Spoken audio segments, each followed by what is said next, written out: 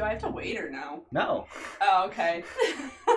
Hi, welcome to Let's Call the Gilded Troll, the show where everything's made up and the points don't matter. No, we drink and we talk about past campaigns, and through a series of a lot of voting with channel points, you guys chose our homebrew, which we call Zarilian Sagas. That's what NZS stands for. That's the episode name. Oh, you have it abbreviated? I have every last call abbreviated. That makes more sense when we were running modules that people are familiar with the acronym, but... And then next week will be Storm King's Thunder, so tune into that one. We hate that one. Yeah, that's gonna be fun. Steph in the boss location? Bitch, I always am on Fridays. This is last call. Have you seen this show? I am the boss. Alright, let's jump right in. Okay. Ask questions. I think we have to go way back for this. Okay. Because New Zarilian is something that you came up with in college. Well, Zarilian is something that I came up with in college. Yeah, I want to start with how you created the world, so fucking go. Alright, so when I first started playing D&D, it was 4th edition, because I started playing in September of 2008, and 4th edition had just come out like 3 months prior, and I didn't know any better. It sucks. Don't do that. Yeah. Don't look at 4th. I wonder what percentage of D&D players have played 4th edition. It has to be retardedly low. Percentage of current players, I'd probably say like 15%. You think? Something like that, yeah. Keep in mind that 5th edition has seen like a major renaissance. Like I think it's like quadrupled their player base. Jeez. Yeah.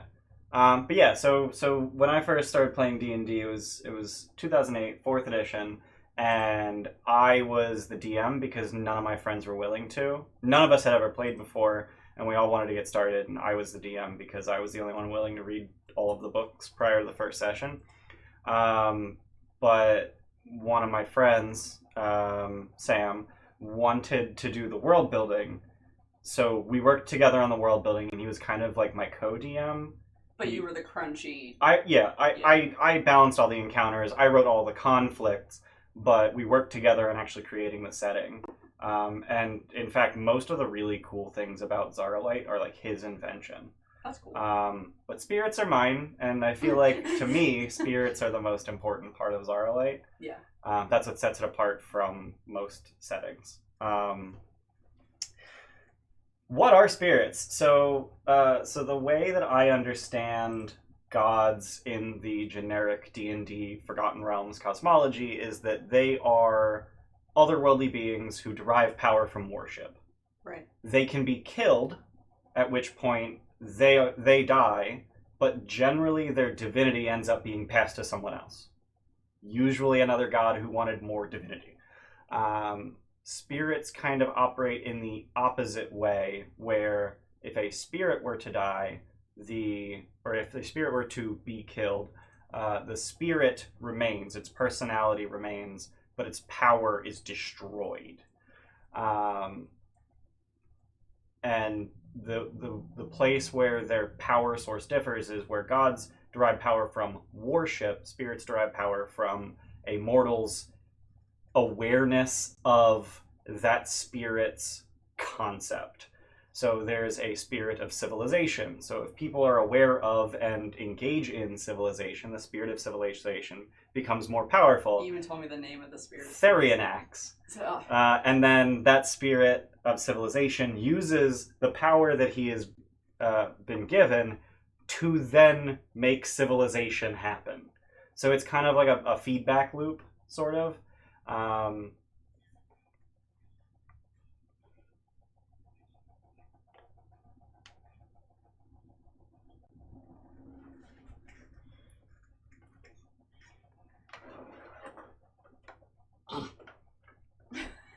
Earthquake.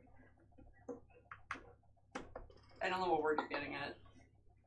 Yeah.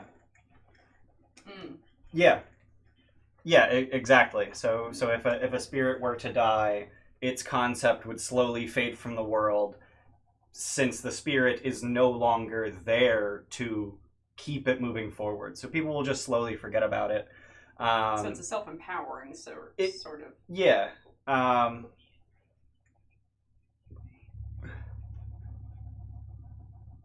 What? Why are they flywheels? What? Huh? Flywheel. Yeah, I don't know what I don't know what a flywheel is. I think that's define flywheel. Heavy revolving wheel in a machine that's used to increase the machine's momentum and thereby. Oh, wait, pretty much. Stop talking. Luke and Chris are muted. Oh Jesus. I don't know. I don't know. Oh, you Bruh. fucked up, bruh. Bruh. Say something really offensive before he figures it out. That's not offensive. Mike has said that before. You did die. Okay, that's the first thing they heard, so. I'm just gonna throw out that that's not offensive. Mike said it before. Those aren't related. Yeah, those things don't. Yeah. Thank you for pointing that out. Thank you for pointing that out. They didn't say anything important. Shut up. Yeah. So Chris asked if I invented gods except their flywheels. Yeah, pretty much. So a flywheel is a wheel that continues to spin, and then if the system driving that wheel stops spinning, the flywheel pushes that drive system to continue driving. So yeah, spirits are kind of like gods, except that they function like flywheels.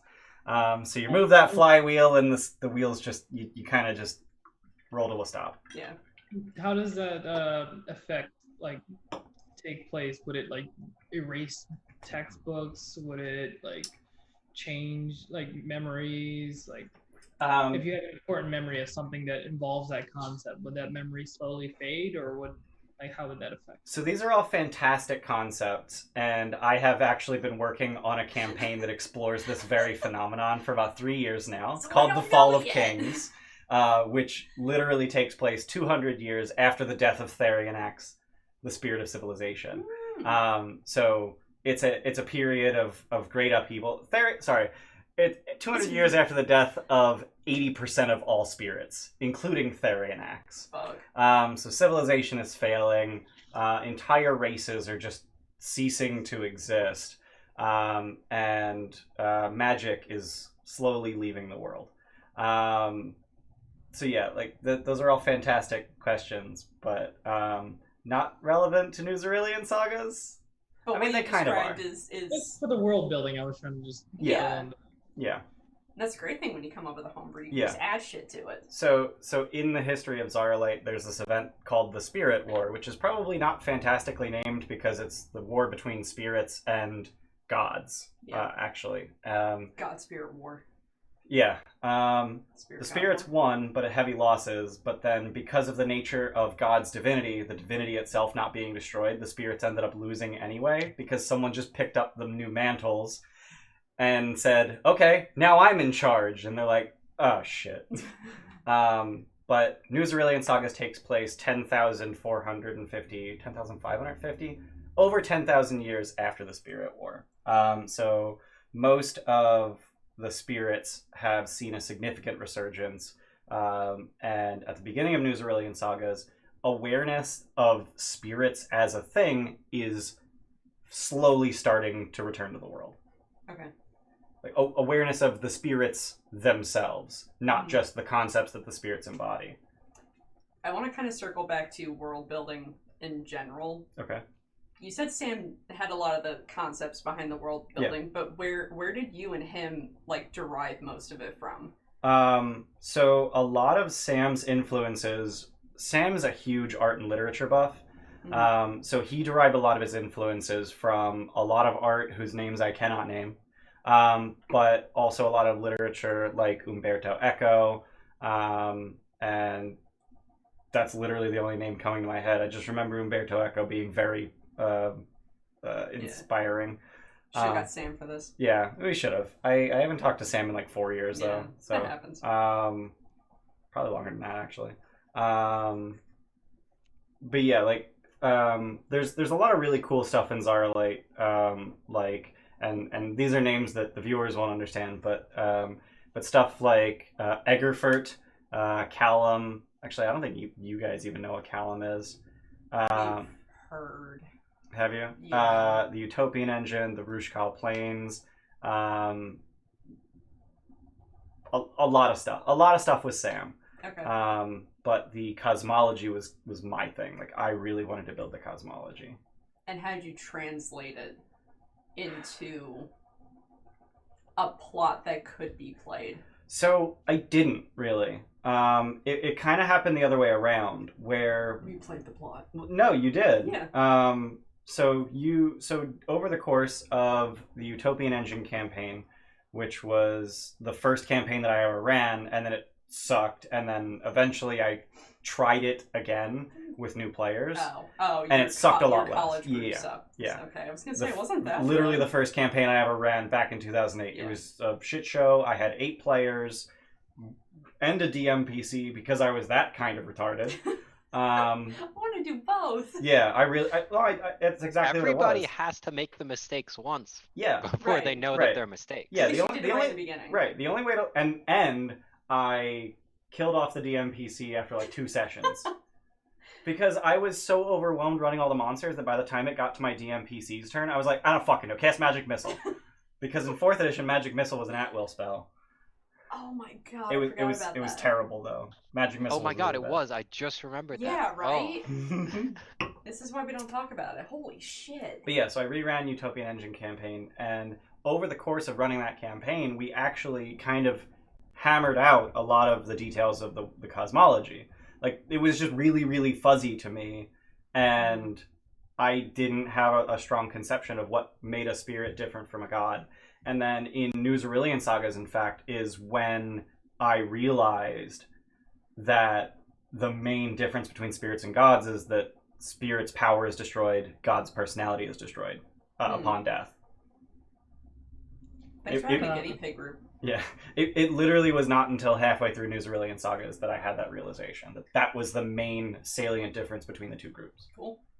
Did changing from 4th edition to 5th edition change any of your inspiration or any of the ideals that came along with preparing for New Zarilian rather than Utopian Engines? What modules did you run in 5e prior to bringing the homebrew back?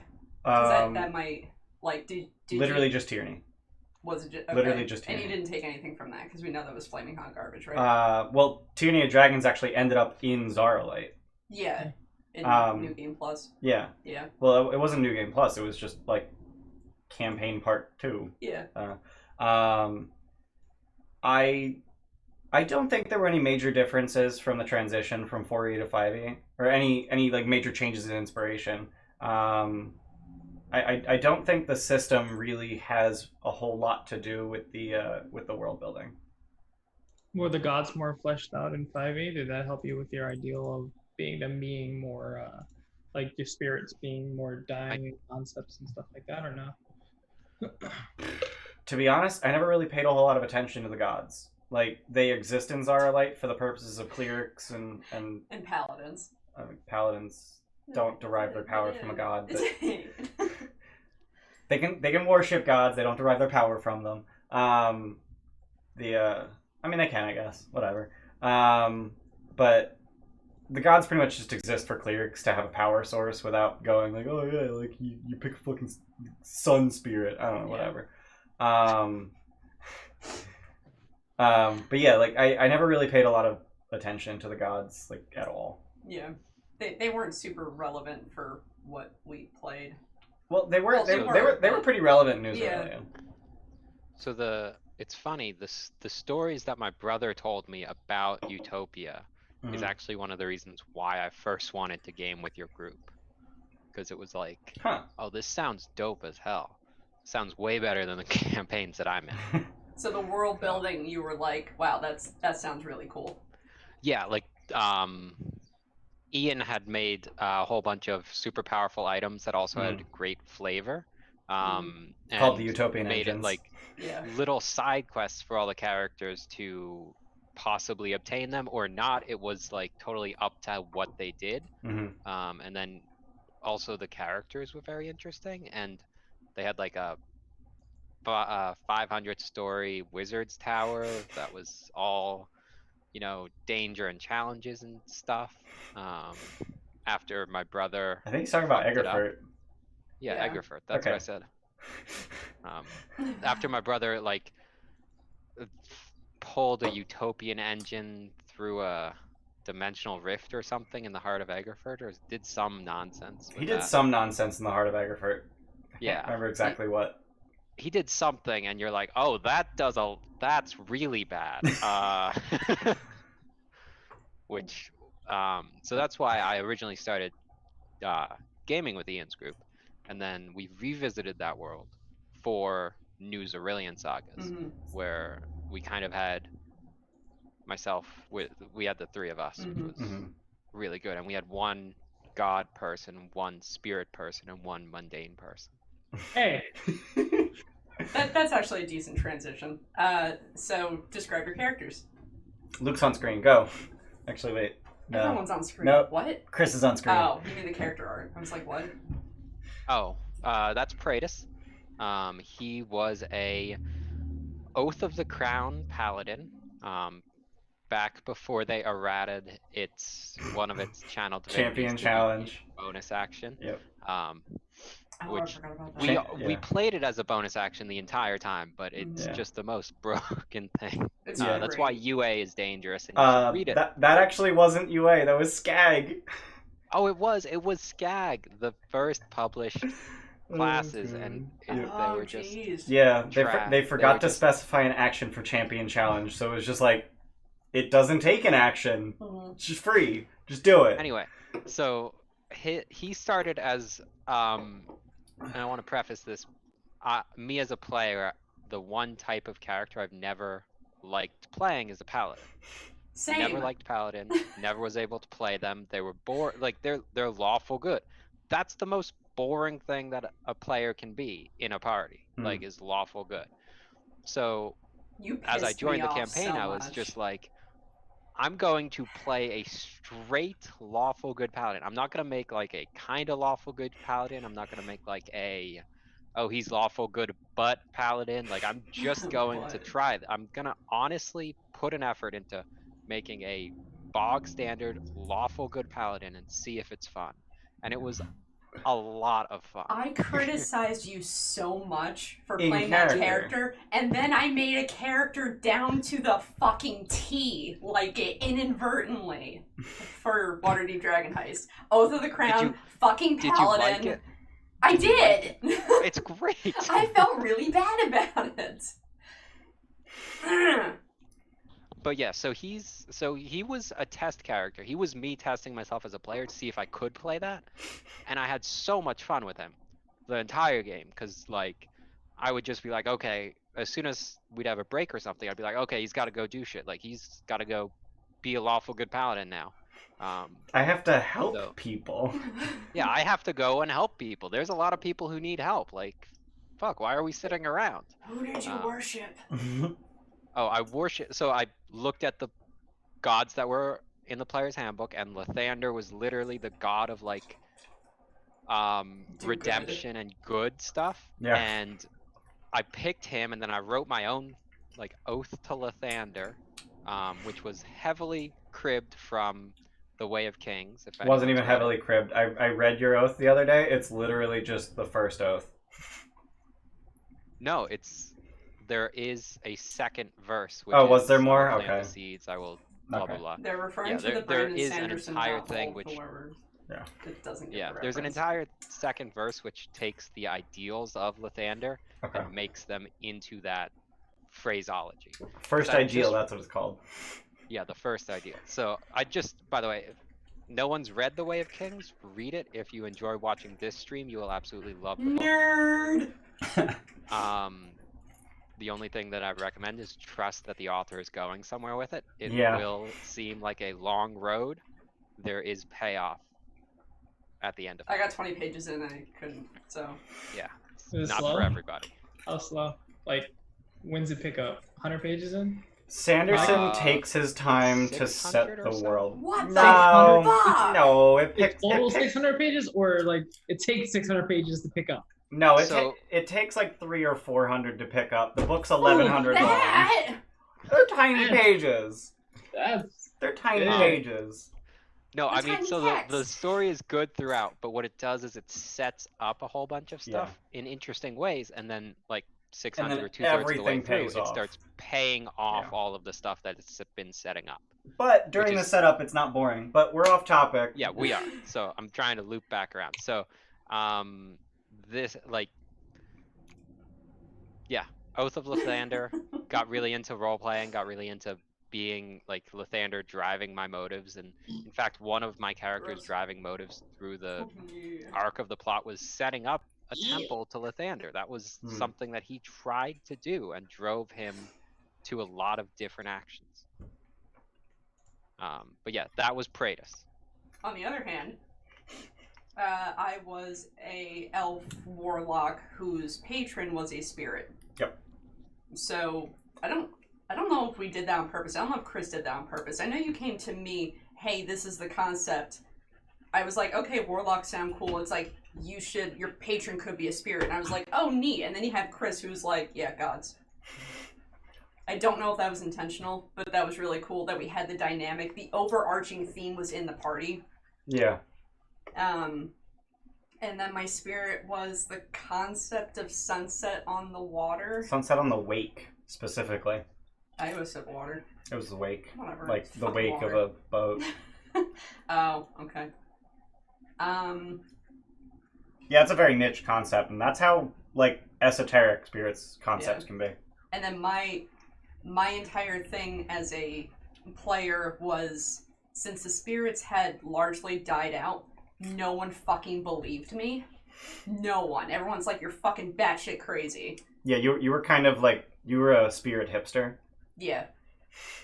Don't want to be mainstream. Don't want to worship gods. You go to the spirits are where it's at. But no, that created interesting gameplay. Every time we encountered someone, you're wrong. Yeah. You're stupid. What the fuck are you thinking? So that was neat to play. It made me feel bad sometimes. But it was neat Yeah, to I was play. reading through your notes. You felt like... I felt like shit. Yeah. And then in the middle... In the middle, I was the blue. I played Osborne Greenbottle, aka Oz. I was a halfling lore bard. Oh god, Lord Bard. Took the You were paladins Fighter and- 1 Lore Bard. Yeah, yeah, better saves and proficiencies and shit. Yeah. But I took Find Steed as one of my lore spells, and worked with the DM to summon a wormling, a Copper? copper, Yes. yeah, copper wormling, and He rode that that was bitch a around. big. Yeah, I rode that bitch around, and we did a lot of different things with that to try and balance it and make it a little more fair for the party.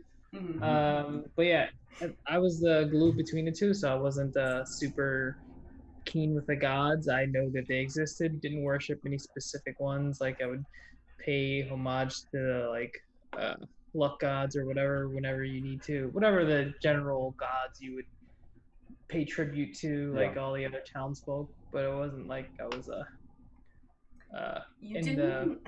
You weren't like devout or anything. You yeah, didn't I wasn't really. devout. I wasn't in the pews or anything like that. You didn't.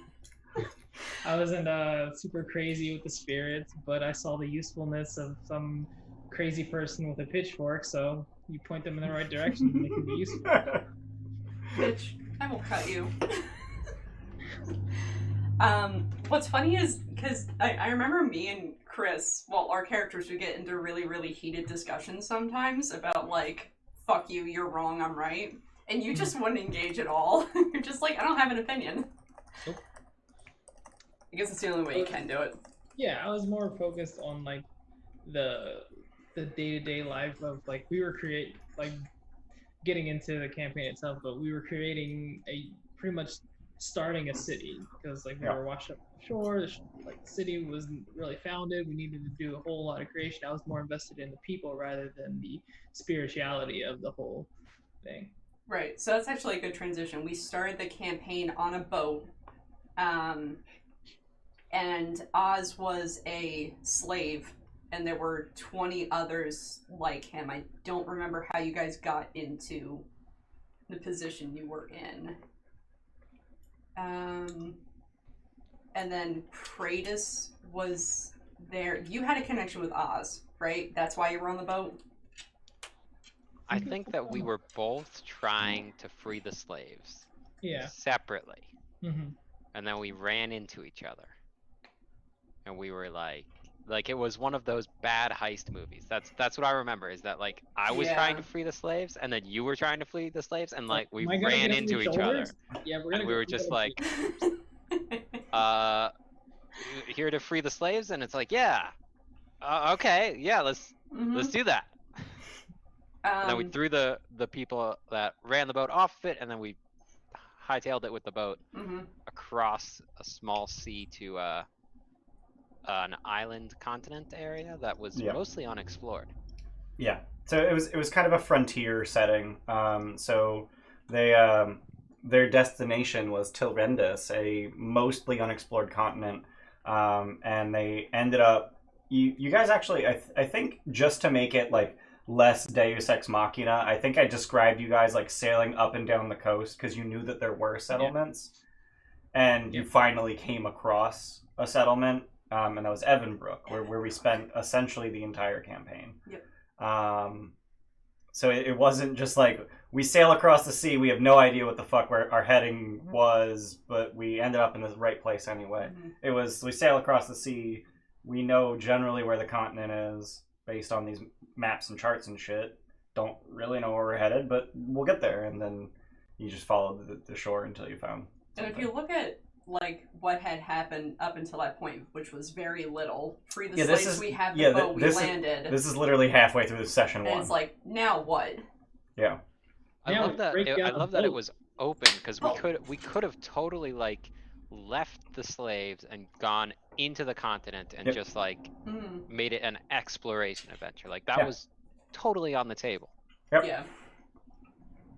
And instead, and we went a different direction. And instead, you disassembled the boat to get wood for houses and started building houses. Of course, it's slaves, yeah. They're refugees. We had that conversation so many times. You kept calling them the slaves. It's like, they're not slaves anymore. You freed them. They're refugees. Bitch, I'm detached. How many people were in that settlement? And then how many people did we add? Like, by the boat coming? You added about 20. And there was no one else on that boat? There were. You threw them all overboard. Oh, okay. To their death. I thought maybe like we just threw a captain over or Nope. something. You know? All the crew. Alright, cool. Yeah. Yeah, that's a smart idea. Right? Fuck all the other people who would cause problems in the first place. Fuck 'em. The boat was half crewed by slaves anyway, so I think the whole like non-slave crew was only like 6 guys anyway. But yeah, so there was like 20 refugees, and then I think the population of that town was like 300. It was not large. I was gonna say that's a lot more people than I remembered. It was definitely in the hundreds. I want to say it was either 300 or 400. Oh my god, we have an NPC sheet on the thing. Yeah, it's not gonna have all of them though. No, I know. It's only the ones whose names you learned. I want to see how many names are on that goddamn I didn't come up with a name and a story for every single NPC, but I did come up with the racial breakdown, essentially. All right, I'm going to name some of the refugee names. Because I know we named them. You named all of the refugees. You ready for this fucking creativity? Bob, Jimmy, Mike, Matt, Peter, Paul, Mary. Oh my God. We just went right into the Bible there for a second. Jess, Martha, Ethel, Gertrude, Barbara, Yolanda, and Stephanie. Yolanda! Stephanie. Stephanie is... There was also one named Ian, which really confused me. Guards. There was a guard named Ian. It really confused me when I was going through your notes, because out of nowhere, you just like said, Ian said this thing about... I'm like, that was a weird fourth wall break. The guards and the refugees were Guy, John, Joe, Chris, Luke, and Ian. So how much... So we just hated you, is what I'm hearing. We just wanted to make your life difficult. Yeah. We were that uncreative that we... Yeah. How much railroading did you have to do for us when we got there? Because imagine you're running this for a more inexperienced group of people. Yeah. As a DM who would be newer to this, how How much can you point people in the right direction without overdoing it in a homebrew setting? You're asking how to point them, how to get them to do how to get them to do the adventure without railroading them. Yeah. Throw lots of hooks. If you throw a hook, if it doesn't land, throw another hook. If it doesn't land, throw another hook. If it doesn't land, throw a different hook. Because if they've ignored 3 hooks to the same adventure, that might not be the adventure they want to play. Right. I ended up throwing you exactly 1 hook. So you guys immediately set to work. Yeah, you guys immediately set to work building houses for all the new refugees, and I threw 1 hook at you. And that was that one of the refugees and a child from around town were last seen playing by the river, and no one's seen them in an hour. Yep. I think that was mostly Praetus, like I have to go do good and someone's missing. And your immediate thought was that, oh shit, refugee was a dangerous guy and stole the child. Oh, dude, we are racist. Yeah. You were... Babe, the slave... Shut up. Sorry, they were Steph, white people. Sorry, which race did you just assume that the slaves were? Because I've got some... Oh my god! Not what I meant! Irish people were enslaved? Obviously they were Drow, the slaver race. Go back to the Underdark. But yeah, you immediately assumed that the slave absconded with the child. Yeah. But it turned out that both of them had been kidnapped by gnolls. And that was essentially the hook into the entire campaign. Can you somehow sum up the entire campaign? Yeah. What well, no, maybe what you intended first. Okay, and so then here's where it went. Alright, so here's what I intended at the very beginning. You guys land on an island, and you interact with the town that I have fleshed out to a significant degree, or a sufficient degree to which I feel comfortable ad-libbing whatever actions you guys want to take. Mm-hmm. Additionally, there will be hooks to a temple dungeon in the swamp where you can explore and kill some gnolls. That's it. That's all I wrote. That's all I wrote going to session 1. And then did you go session by session? Pretty much. That's cool. Between sessions, I figured out, okay, what are the ramifications of the things that just happened? What can I add that was not already there that would be interesting? And by the end of the first session, I think you guys had... I think you guys had gotten the refugee and the child back, and then, but you had ignored a bunch of more temple. Right. Like you knew that there was like a flooded passage, but you ignored it. Because we needed to get it back. Yeah, right? you came back with them, but you were like, huh, what is that? Mm-hmm. So I laid just a little, a little nugget. A little nugget in your brain. Laid an egg in your brain. It'll hatch later. Can you not? It's fucking and essentially, is this the part where I explain the whole fucking campaign? Basically. All right. So the campaign essentially broke down like this on a mechanical.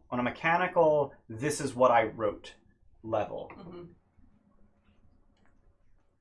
Each time they went into this swamp temple, they explored deeper and deeper, and every time they did, they found another thing that was, for some reason, either impassable or too scary to want to continue. Throwing an impassable thing at a player is the best way to get him to come back. Yeah, that's essentially Metroidvania, in a nutshell. Yeah. So they went into the temple on 5 different occasions. Mm-hmm. And each time they delved... Was it 5? 5 different occasions. I read through your notes. It's 5 different occasions you went down there. That's way more than I thought, but right? That's cool. I thought it was like 3. And each time, you made new friends at the deepest level that you had reached. The first time you went in, you annihilated the gnolls and left the children. Yep. The second time you went in, the children were now your friends because you've saved them from evil. And then you met the flumps, and then you found a puzzle that you couldn't solve, and you left. Actually, you killed, after meeting the flumps, who were like, you killed the dark flump. and then you had to retreat because it got too scary. The third time you went in, the Flumphs loved you because you'd killed the Dark Flumph. Mm-hmm. And actually, you didn't make a new friend. No, you did make a new friend. The third time you went in, you solved the puzzle, you freed Cult Peter. Why so many friendly... That happened totally organically. I didn't plan for that. I was just like, you know what's a really cool creature that I really love having? Flumphs. But in between all the things we interacted with in the town and then in the temple, there were... It seems like there's a... When like in Descent into Avernus, literally you go into it, it's like, I can't trust anybody. Mm-hmm. And that's mostly setting. But that can be applied for other modules, too. It's like, no, you can't trust anything. But this was totally opposite feel. Do you know why it worked? Why? You guys were playing good characters. Good characters who actually role-played as good characters. Not, I wrote good on my character sheet, but I'm a, self-loving, narcissistic badass. You were actually good characters who thought about the ramifications of your actions.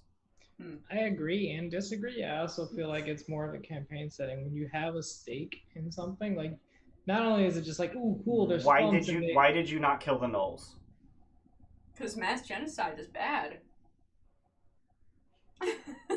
Okay, for the children part, I get that. Yeah, that does go along with the good part, and that was a big part of it, which made the gnolls come back and all that. But like, I don't know if it's just the fact that we were good characters, like the whole thing.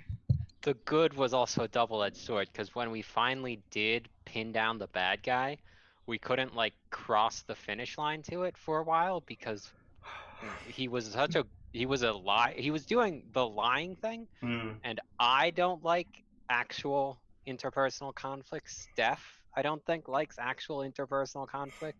So like we got to the part and we're like, you're guilty, we know it, and he was just like, but I'm not. We were just like, well, you've made a fair point there. Yeah. And that was it. Like that was the whole thing. And then that was frustrating, I'm sure, for the and DM. then I literally had to hand you a smoking gun. Yeah, you handed us a smoking gun, and we were like, we've got it. So talk about finally got it. Yeah. So just to finish my earlier thought, every time you went into the temple, you got a little bit deeper. You found another safe place deeper into the temple, and then over the course of now that I'm thinking about it, I think it might have actually been 6 times you went in. Remember when we rode down Praise's tower shield? Like repeatedly. Goddamn sled. Repeatedly. Every time you went into that temple, you got a little bit deeper, and delved further into the plot. And really, the temple drove so much of the plot. It did. But in addition to this temple, which was fairly central to the plot, there was Hakor, who was the main antagonist for the first half of the campaign or so. And he was actually one of the clergy in Evanbrook, the town that they would spend all their time. So Praetus, as a worshipper of Lathander, managed to insinuate himself into their pantheistic church as one of their 5 or 6 clergy. I'm actually looking up how many. And Hakor was one of them.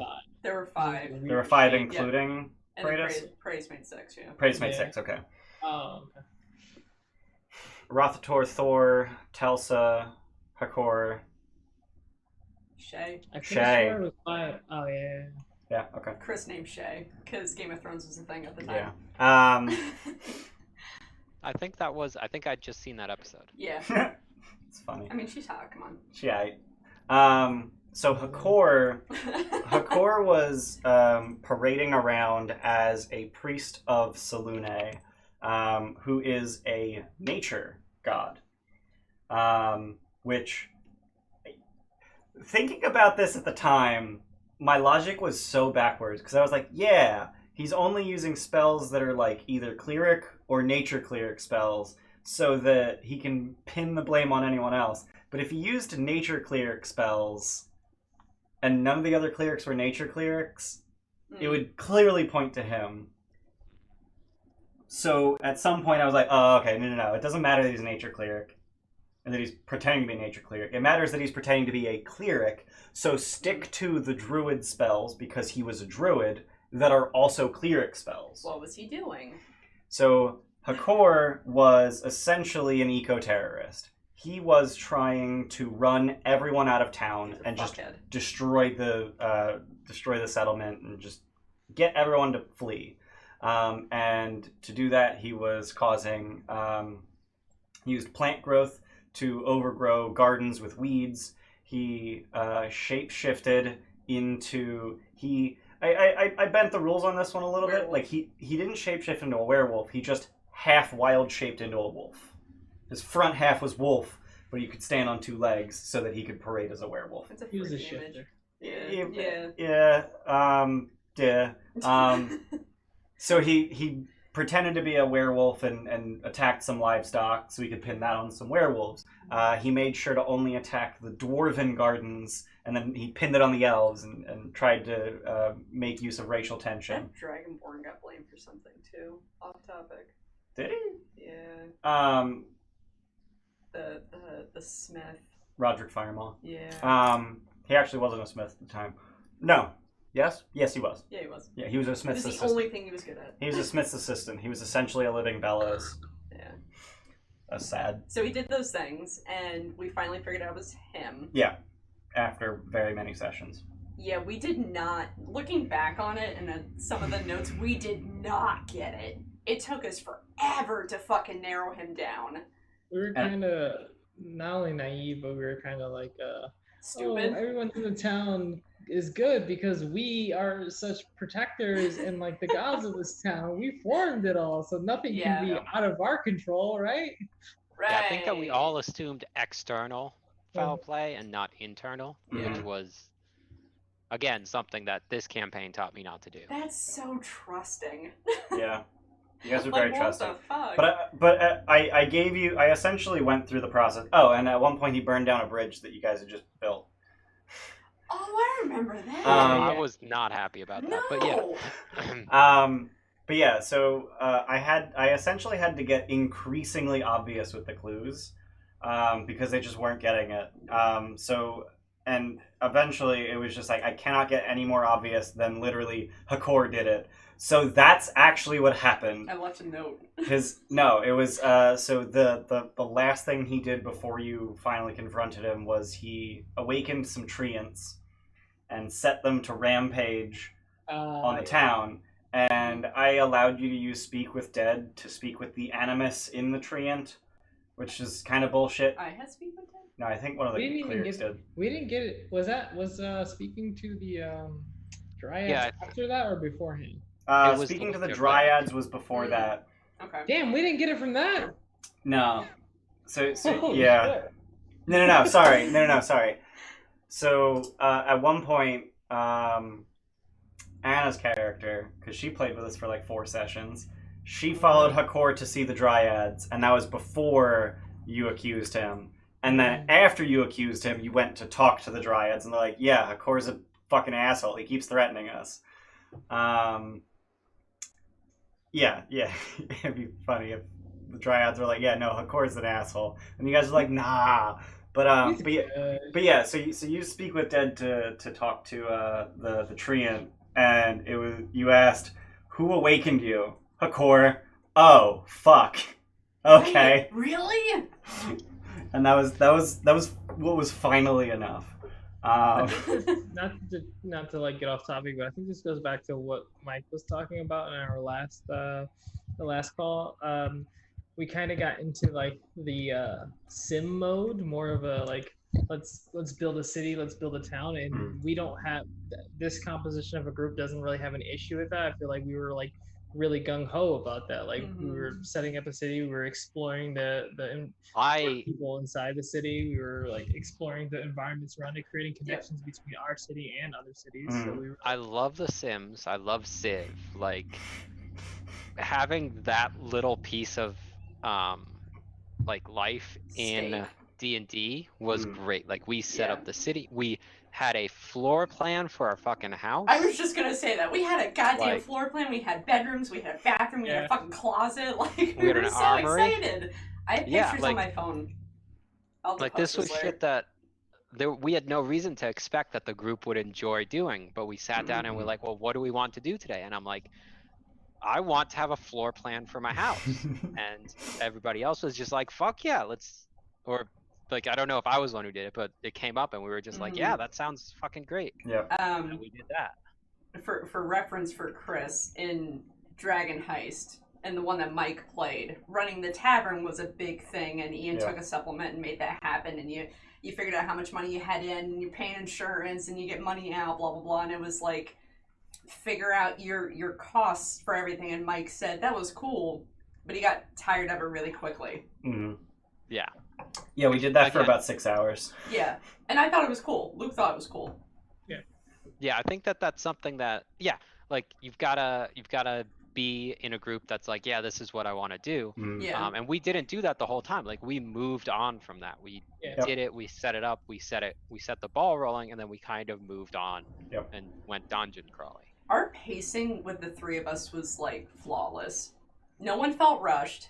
No one felt like well, I'm speaking for everyone now. I didn't feel like anything was dragging. I didn't feel like anything was rushed. I thought that was really cool. Like it was even pulled though. Like I didn't. Even though our characters were so dissimilar, I feel like the choices we made were so organic and so something that each character would have been okay with doing. Not saying that it would be their first decision, but if it was brought up, they wouldn't be against it. Right. Yeah, and the setting and the NPCs that you plugged in really help with that. Remember Jim? We haven't talked about Jim yet. I love Jim. So full disclosure, I stole Jim whole cloth from Penny Arcade. All right. Describe Jim. I'm not going to. I'm just going to name him. It's Jim Eugene Dark Magic III, and that's all I'll say about that. Oh, come on. Not everyone reads Penny Arcade. Describe Jim. He's absolutely hilarious. So Jim is a wizard extraordinaire who thinks he's about twice as powerful as he is. Yep. Which is to say, like, he's still powerful. I think I made him a level 9 wizard. He had Fireball. Yeah. He had, like... He had Stone Shape. He had Teleportation Circle. Fireball, right? Yeah. Okay. Fireball. Oh, you didn't agree with me.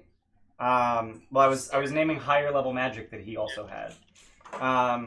So he was a fairly powerful wizard, but he also thought he was twice as powerful as he was, and he was just a total dickwad. Like he had all, huh? Sounds like Zogrim. Yeah. He had a little magic shop in the town that nobody ever patronized except the PCs.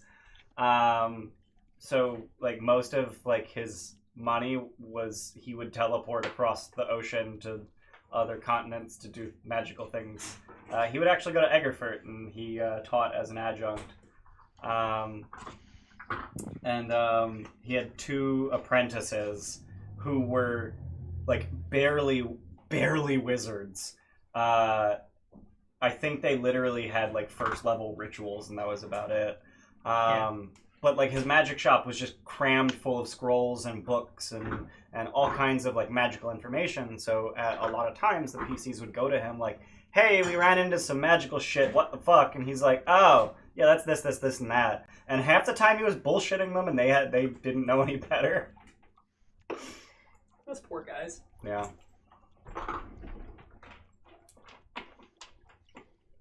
One of my PCs in Dragon Heist was related to Jim Dark Magic. Oh, that's funny.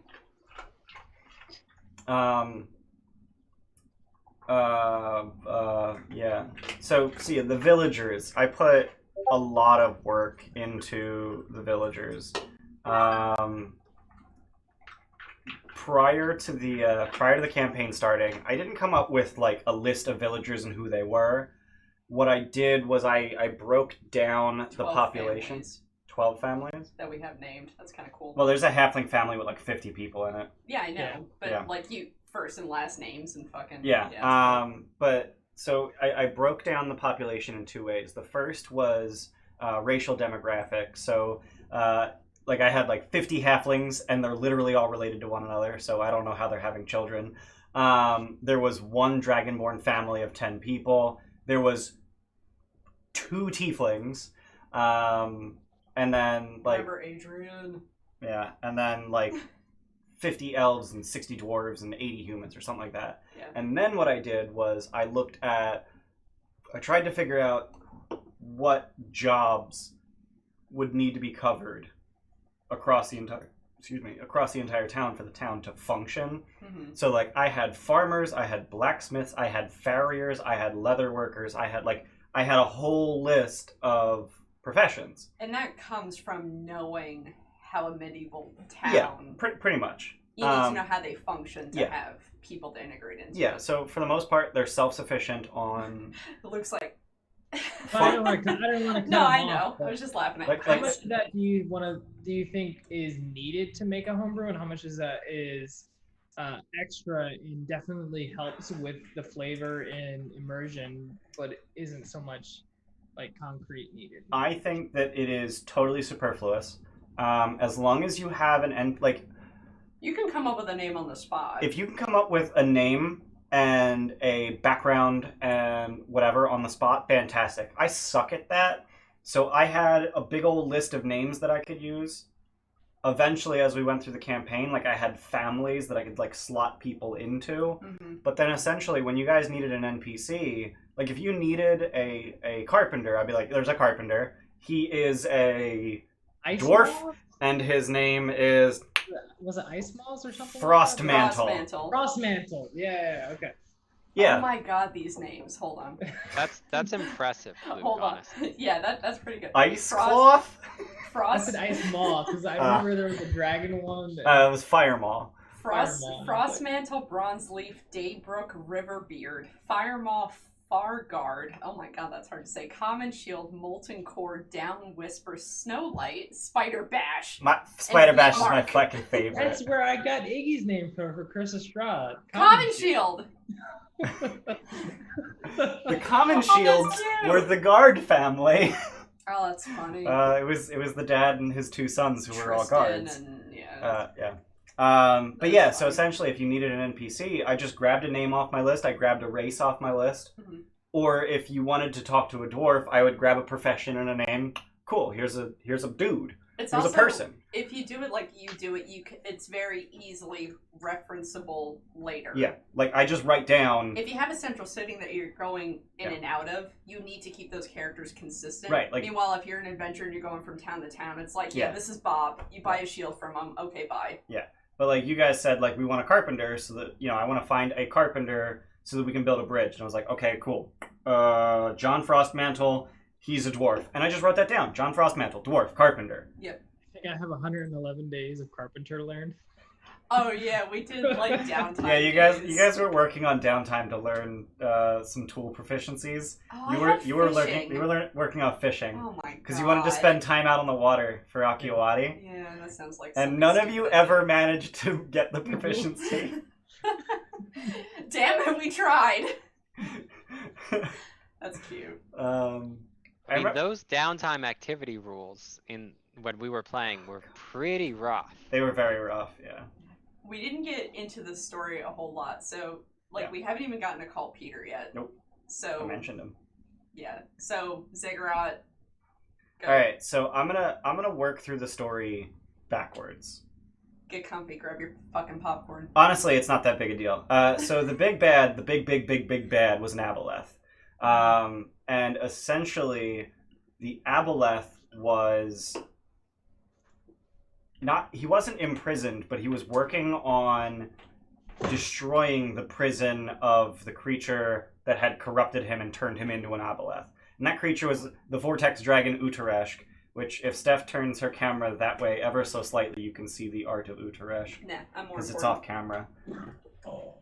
I'm gonna do it. No, I want to find the I'm doing Aboleth. Yeah, so the top right of Steph's area, you can see the Vortex Dragon Utareshk. So she's like this whole big bad, and she wasn't even the big bad of this campaign because she's too big and too bad. But she's been imprisoned, and she corrupted an Aboleth, or corrupted a spirit and turned it into an Aboleth, because I decided 3/4 of the way through this campaign that's where Aboleths come from in Zarilian. So Utareshk created an Aboleth, and he was working on trying to free her, and he knew that he would need powerful people to do that. Mhm. But they're in the middle of fucking nowhere. The only person who's even remotely powerful is Hakor. So he controlled Hakor and a green dragon who Yeah. came up and went like nowhere. And Jim. And Jim wasn't corrupted at all, actually. But Or are you saying he's another powerful person? But he knew he needed to lure people to Utareshk's prison. That is a terrible, like, Yeah, never say that again. yeah, possessivizing The prison of Utrecht. Utrecht. Thank you. Mhm. He would need to lure powerful people there, and to do that, he told Hakor, make problems in the town. Eventually, adventurers will show up to oppose you.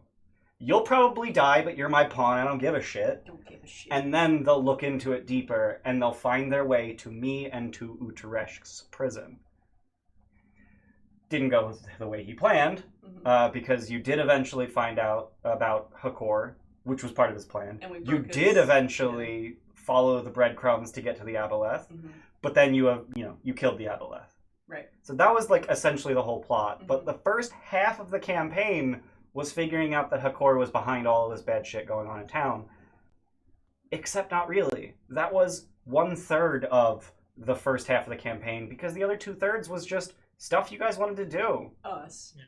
You That's- joined the church, and you started molding their government. It was a theocracy, but eventually it changed into a mayoral election. Oz became mayor. didn't Oz he? became mayor. Yeah, that's a really good segue into what Okay. Luna Raya was asking. Luna Raya was yeah. asking, what do we prefer? Rather, did we have more fun with something that was created homebrew or something that was made as a module? And before we answer that, I was going to say how in the created homebrew, we each individually as a player had our own specific goals, which we got to see. And this kind of harkens back to Steph's, I don't want to say like problem, but like her trope as a player is to make character specific goals, which she was able to realize in a homebrew because the DM, like, he can form the campaign around that. I played Osborne. His whole shtick to start was about his find familiar dragon, and we had a little section which went into that, and we delved into that. And we explored that a little bit, and then we had Chris, who had his whole Lathander worshipping and wanting to expand Lathander's following.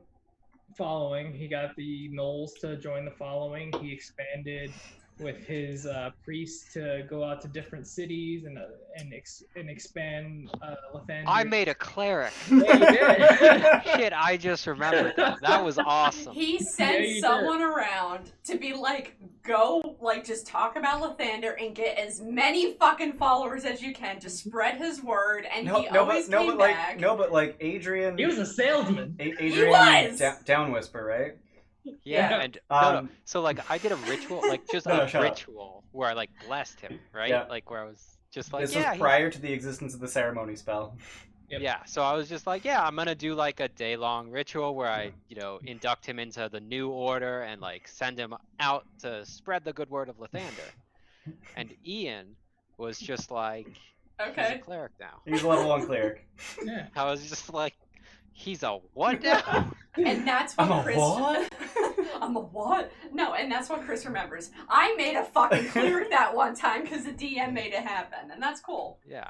That was really one of my favorite parts of the campaign, was that like I did a thing that my character wanted to do, and like I just followed through on it, not just expecting like it to push a plot point, like to push something out and then not really interact with it much because it was fulfilling his goal. And then it became a thing in the world that mattered. Yeah. And that, like, if you're running a homebrew world, I would say that doing that for your players is one of the most fulfilling things you can do, because that means that my actions have consequences, and it's really good. Like, it's a really good feeling to make that kind of change where you're just like, okay, I did something and it mattered. Yeah, and I was kind of hoping you wouldn't say if you're running a homebrew, because the point that I want to make is that's not unique to homebrew. No, but it's a lot easier to do. It is much easier to do in homebrew than it is in a published module. But what's more difficult in a homebrew is to build a plot. So there are pros and cons to running a homebrew. There's pros and cons to running a module. In a module, you have a basic plot, and you can tweak it. tear a little piece off of it and put the thing the player wanted in its place. But if you tear a little square out and your player wants a circle, you're gonna have a hard time fitting it in. I think modules are great for people who like to watch movies, and homebrew is a great sort of way to have a part in writing the movie? Well, the answer is going to be a little different from DM to player specifically, and even going on with that, like you think that the DM has to put so much work into not only creating a setting but creating a plot in that setting. So That's when a the lot. players do go To against be that, fair, you can run homebrew campaigns in an established published setting. There's nothing saying I can't run a homebrew campaign in Waterdeep. Yeah. But as a first-time DM or like a first-time homebrewer, it's going to be difficult for you to put all your energy into creating a plot and then see the PCs rip apart it. Yeah. Meanwhile, you had... We're not going to grab onto that. We want to do this instead. Yeah. You had multiple campaigns to flesh that out better, too. Yeah. I do want to plug one thing that I liked as a DM, and we briefly touched on it when I ran a one-shot for Stephanie, was the Salt Marsh setting, because it is mostly setting, or it's got a lot of plot and a lot of setting, but you don't need to run the plot at all. Like, the plot is just, like, they give you a pretty rich town and an area to run in. So, like, that's not a, if you're looking to, like, start a homebrew, or, like, run a homebrew campaign in a world that you have, you know, ties to, and you don't have to invent, Saltmarsh is not a bad place to start. I would actually similarly recommend picking up Descent into Avernus just for the Baldur's Gate setting. Baldur's Gate's like a fucking terrible town. Yeah, Baldur's Gate's a horrible town. Any kind of, like, any feasible, imaginable danger could easily exist in Baldur's Gate. Yeah. Is it more in-depth than Waterdeep, you think? Waterdeep definitely goes more in depth, but the problem is Waterdeep is too nice of a city to really imagine a lot of these terrible plots going down. And inventive, and look at all these nice things. Yeah. You've got all, I mean, I feel like they've got so much of the, that's the one with the peace guards or whatever, right? The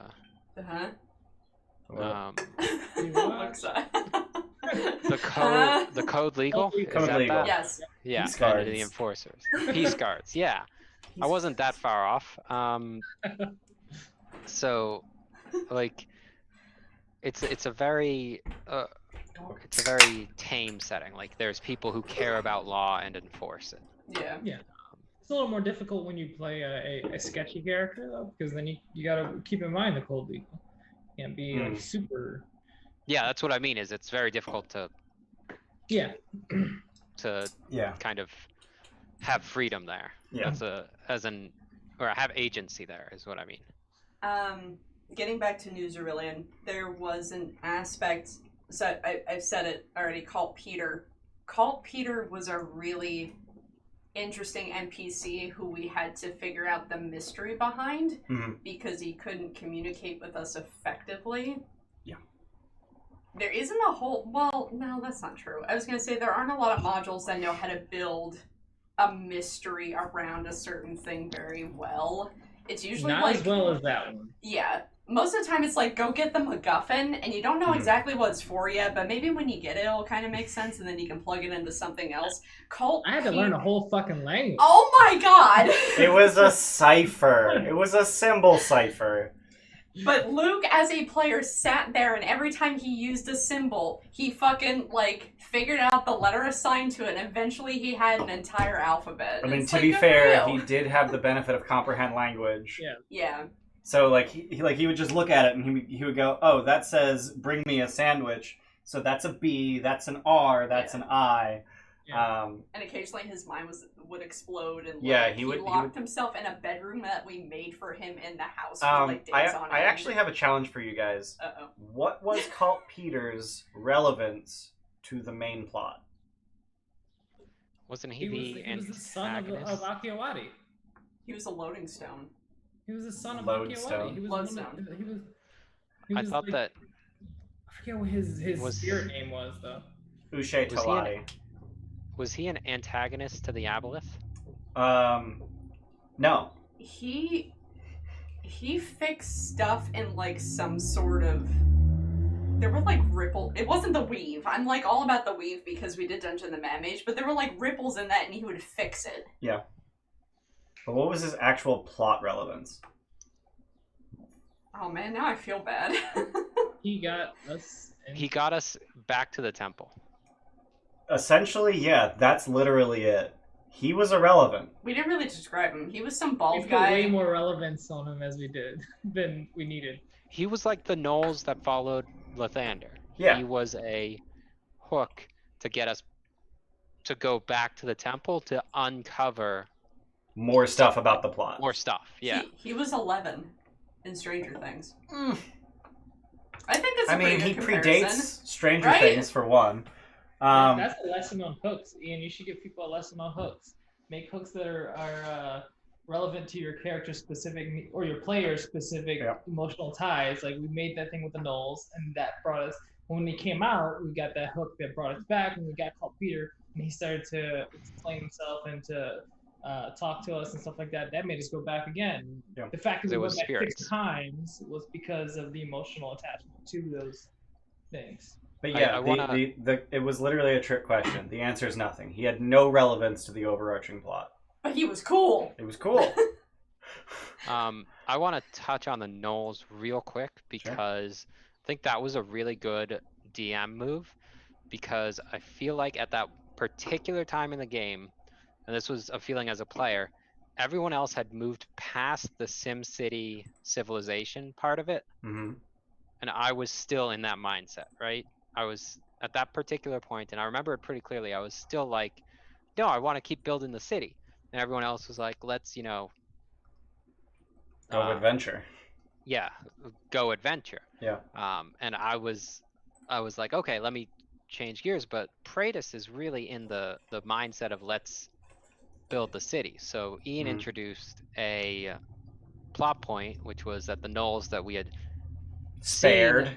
spared had seen my banner and begun worshipping the god Lathander. Even because though you they'd murdered seen the their light. parents. Even though I murdered their parents. So for it. the rationale that I had actually given was that in the course of the battle with their parents, part of your tabard had been ripped off. So they had taken that tabard and then found other, random bits of cloth and made crude replications of that symbol. Mm-hmm. Yeah, so that, and then of course now Praetus has a group of followers who are outside of the town, so his scope has to widen. Yeah, He and has to they become cannot be more integrated involved. into the town because the townsfolk won't allow it. Yeah, so he has to go out then. So What the that was a fuck really is good behind way your back? to take Praetus out of the. Who, me? Oh, the No. Kraken we fought for. The No, Kraken. he comes back into the room with something behind his back. I'm like, what the fuck you carrying? Release Like a the weirdo? Kraken. Mm. But yeah, so I'm not gonna say that I did, like, I'm not gonna disparage myself and say that, cool, I did that on accident, but I actually don't remember that being my motivation behind specifically pointing a hook at Praetus. I don't know if that was intentional. I thought It it might was have been. hilariously sad. When we It came was- back to the temple, I was like, oh my god, what have we done? I'd rather them be evil. That's great. So this was a step on the Ian doing horrible things to his wife under the guise of roleplay that has largely continued. We Yep. weren't married yet. Yes, we were. Were we? Yeah. When did we play this? 2015 to 2016. Oh, okay, never mind. Oh, wait, so it was during... We got married during this We were campaign. like halfway, okay. That's kind of weird. Oh, that explains the gap in September. I was And looking then- at the notes earlier. And then Steph married an NPC by the end of this campaign. Yep. Let's see. In his journal. Oh my god, you don't have to look, it's fine. September 4th, September 5th, October 9th. So we stopped for 2 weeks before our wedding and then the whole We honeymoon. came back October 8th, didn't we? Did we play the day after we came back from our honeymoon and we were jet lagged to shit? Is that what happened? No, there's no way we came back the 8th. No. No way. That's I funny. could see. I just want to point out, having known Ian for several years now, I Yeah. can see this as a potential thing that happened. Dude, I'm do you pretty know what sure- happened the night we got back? We were like, Luke, come over. We want to hang out. Jet lagged to shit. Luke, come over. I think we played Keep Talking Nobody Explode. Oh, That's what okay. happened. Yeah. We came... Did they ever put updates in that game? That game was awesome. Babe, I'm pretty sure we came back on We October played- 2nd. Oh, all right. We played again recently with AJ and Sean and Joey, and it didn't seem like anything in that game had changed. Nope, not a thing. We're really off New topic. levels? No, Nope. Yeah. not Anyway. that I saw. It's Welcome to last call. Welcome to last call where we drink too much and we get off topic. Can I just say I love how Oz's dragon is stepping on chat? I was fucking talking about Cult Peter and how it was cool that there was a mystery. So Cult Peter was this human that we found in the temple who could not communicate with us. And He had no trachea. I thought that was super interesting. Like, how do you... there's an NPC and you feel like you need to, like, take care of him in some capacity because he doesn't know who the fuck he is. He doesn't know why the fuck he's here. We had to figure out what he was saying, but then he didn't have any relevance to the plot anyway. And this is why I think it goes back to us not being good characters, but us being saviors. Like, we started the whole campaign off by saving refugees. Saving And you. And then we went on to build a town for them. We wanted to, like, save, and then we wanted to see them grow and everything. So the more people we added to the town, the more we felt we had to protect that town. So we added Cult Peter in. So we wanted to see, like, what his story was, if he was okay, if there was anything we could, like, do to make sure he was okay because of all the stuff that was happening in the town. And then that's when, like, Roderick died and everything was sad. So just motherly instinct everything? I feel like that was a big part of it. Maybe not so much because of Chris's character or your character, but that's how I feel, personally.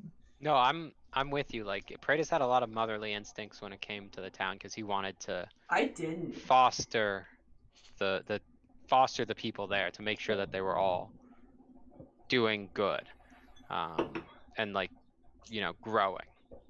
That was kind of his whole shtick is, you know, plant and tend the seeds of goodness or whatever. So he was totally down for, you know, investing his time in that. That's another thing with this. Sorry to cut you off. No, I had a thought and then realized it was stupid, so I'm glad you did. Stupid thought. That's another good thing with this.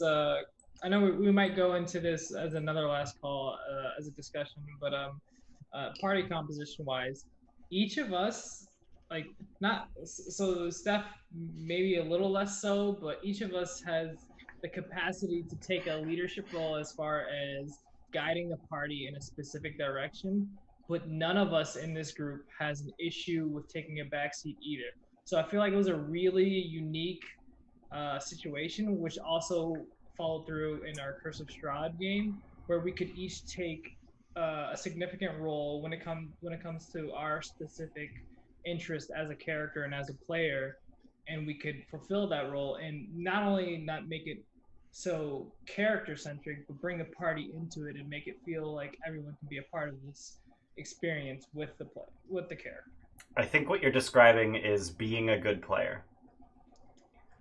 Not to say that if you don't do this specifically, because each personality has a different way of playing, but, like, I think it comes with.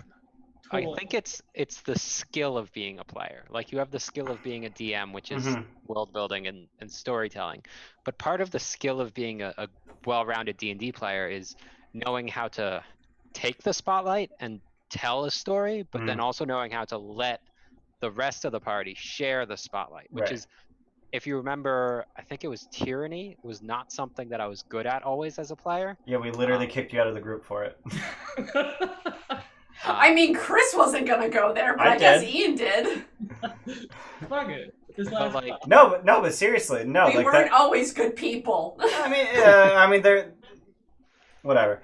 No, but, like, that's actually a good point. When I first started being a D&D player, not when I first started, but, probably like 2 years ago when I, had the rare opportunity to be a player instead of a DM, I fully admitted that I sucked at being a player because I only knew how to take the spotlight. I did not know how to lift other people up and make other people's characters feel cool. And that's not just a, mechanical thing. I have to be the support character and buff other people. No, like, that's not it. It's actually, hey, your character, isn't that something that you care about? Yeah. We can do that. It's like, recognizing which cues are yours. Right. As long as you have a DM that equally distributes. Right. You don't even have to it doesn't have to feel like your character is taking the back seat or anything like that. As Right. a play, like your character's personality doesn't have to be like, oh, okay, I guess I'll let you do it this time. Yeah. No, but there are you can just say, oh, okay, you're going to do that. I might want to pick up some herbs along the way or something like that. Something as simple as that. Or if you want to be that dark character that's so brooding and cool, you can still find ways to integrate yourself in other characters. On that note, because Anna in this campaign was kind of dark and brooding. It's like, everyone hates me, I'm crazy. Ian would give me visions, either after the session or during it in some discreet way or something, and I was having my own moment, which means I didn't have to take time to take away from anyone else. Not that I would, but you can have a side thing too and still feel important as long as you work with your DM. Right. You said when you were first phrasing that I don't always like to take a leadership role. I do when I'm not in a campaign with you. Really? Yeah. I wasn't meaning it in No, I know. I just thought that was funny. I was meaning it in the sense that if you do take a leadership role, it's in a way that's really specific to your character. Okay. So it's kind of hard to include the other players in it when it's so specific. Like with Roland, it was really specific to your character when he wanted to make the niche. So, sorry to cut Chris out of this, but a niche. I really wanted something to happen as a yeah. player, and it didn't happen. Yeah. No, I get that. But yeah, as soon as you're not at the table, I just direct everything. So this is, and I think that this is something I've seen in other games, and I think I talked to you guys about this when I first joined the party. So I don't know if you remember, even before Tyranny, when I was playing a little bit with you guys, even when I first stepped in for Steph's character, and I kind of bullheadedly railroaded the entire session. I hate you. Mm-hmm. Just took the spotlight the whole time. Literally the only thing I remember about that session is cuddle balls. Yeah. Well, I think that that's my memory of it because it was my first time playing with you guys. But my college D&D group, who was a big Vampire the Masquerade Shadowrun group, had very charismatic people. They had very in-character people. Yeah. And very planning people, very smart, but also overbearing. Everybody in the group was really overbearing, and I could never get a word in or a plan followed, or I had to fight tooth and nail for anything a character of mine wanted. Jeez. Which essentially put in me that take the spotlight thing that I spent then a while afterwards training myself out of, because once I sat at a group of people who were kind of chill, I would just be standing in the spotlight the entire night and just no, this is what we're doing. We're doing my plan. We're doing my plan. It was essentially just relative bullheadedness. Yeah. Yeah. So you've got, and this is for a lot of players, you've got to temper that. You've got to recognize the group that you're in. You need to read the room. And adapt. Read the room and adapt to the people around you. We're a tavern. We welcome all. We're relaxed. We have our drinks. You come here! Because you have to be overbearing to enjoy Masquerade. Literally everyone I know who plays it is extra AF. They were so fucking extra. Holy shit. I can't even. Anyway. You can actually see different party dynamics even on our channel alone. If you watch Rick and Morty on Sunday, everyone is such a domineering presence. Yep. It's sometimes hard to get a word in edgewise.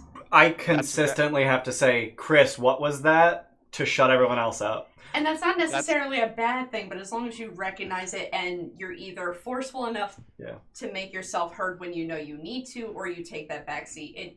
It comes with experience. It comes with respecting people at the table. And I guarantee I've said this before on a previous last call, but the easiest way to do that as a DM to make sure that everyone gets, and this is on the tiniest level, to make sure that everyone gets to do something in each scene. When someone tells you, I want to do this, don't resolve it. say, okay, while he's doing that, what would you like to do? Yeah. And don't resolve literally anything Until everyone has said what they want to do. And for some people, that might be, I just want to see what happens. Or someone perks up and goes, I don't know. I guess I'll do the other thing. Yeah. Like, and that's fine. There's no...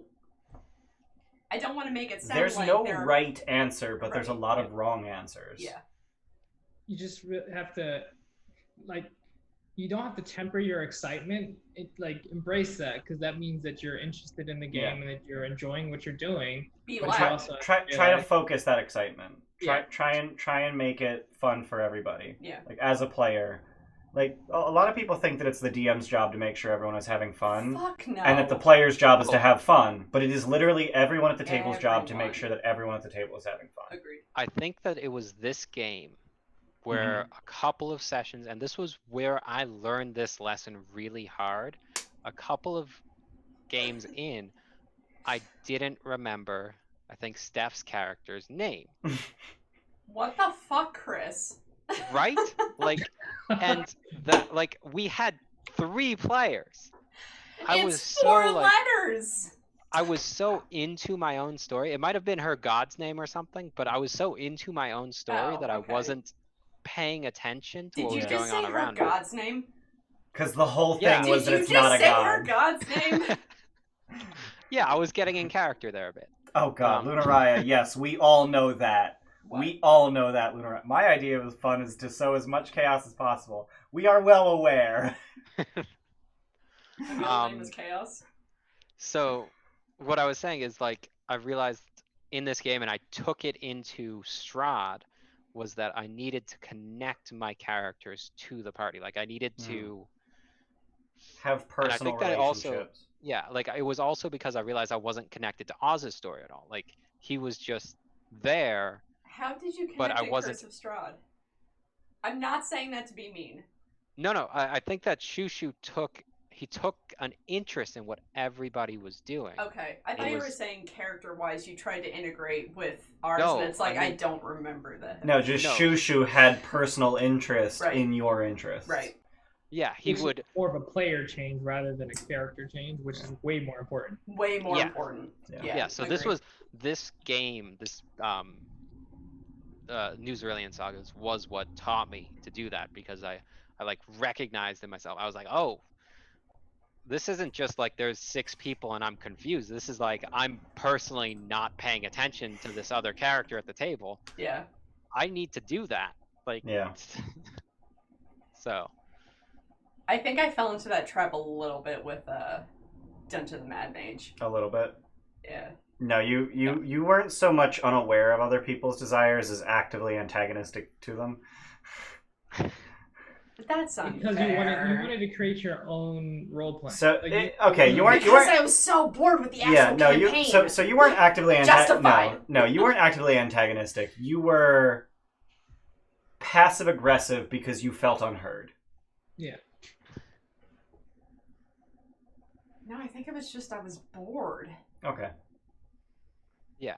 Dungeon crawling is boring. It wasn't so much that the dungeon crawling was boring, because I did everything I could to make the dungeon crawling interesting. Yeah. The problem was anytime you brought up an interest that wasn't move, kill, move, you were shot down. You were spoken over. Yeah. Yeah.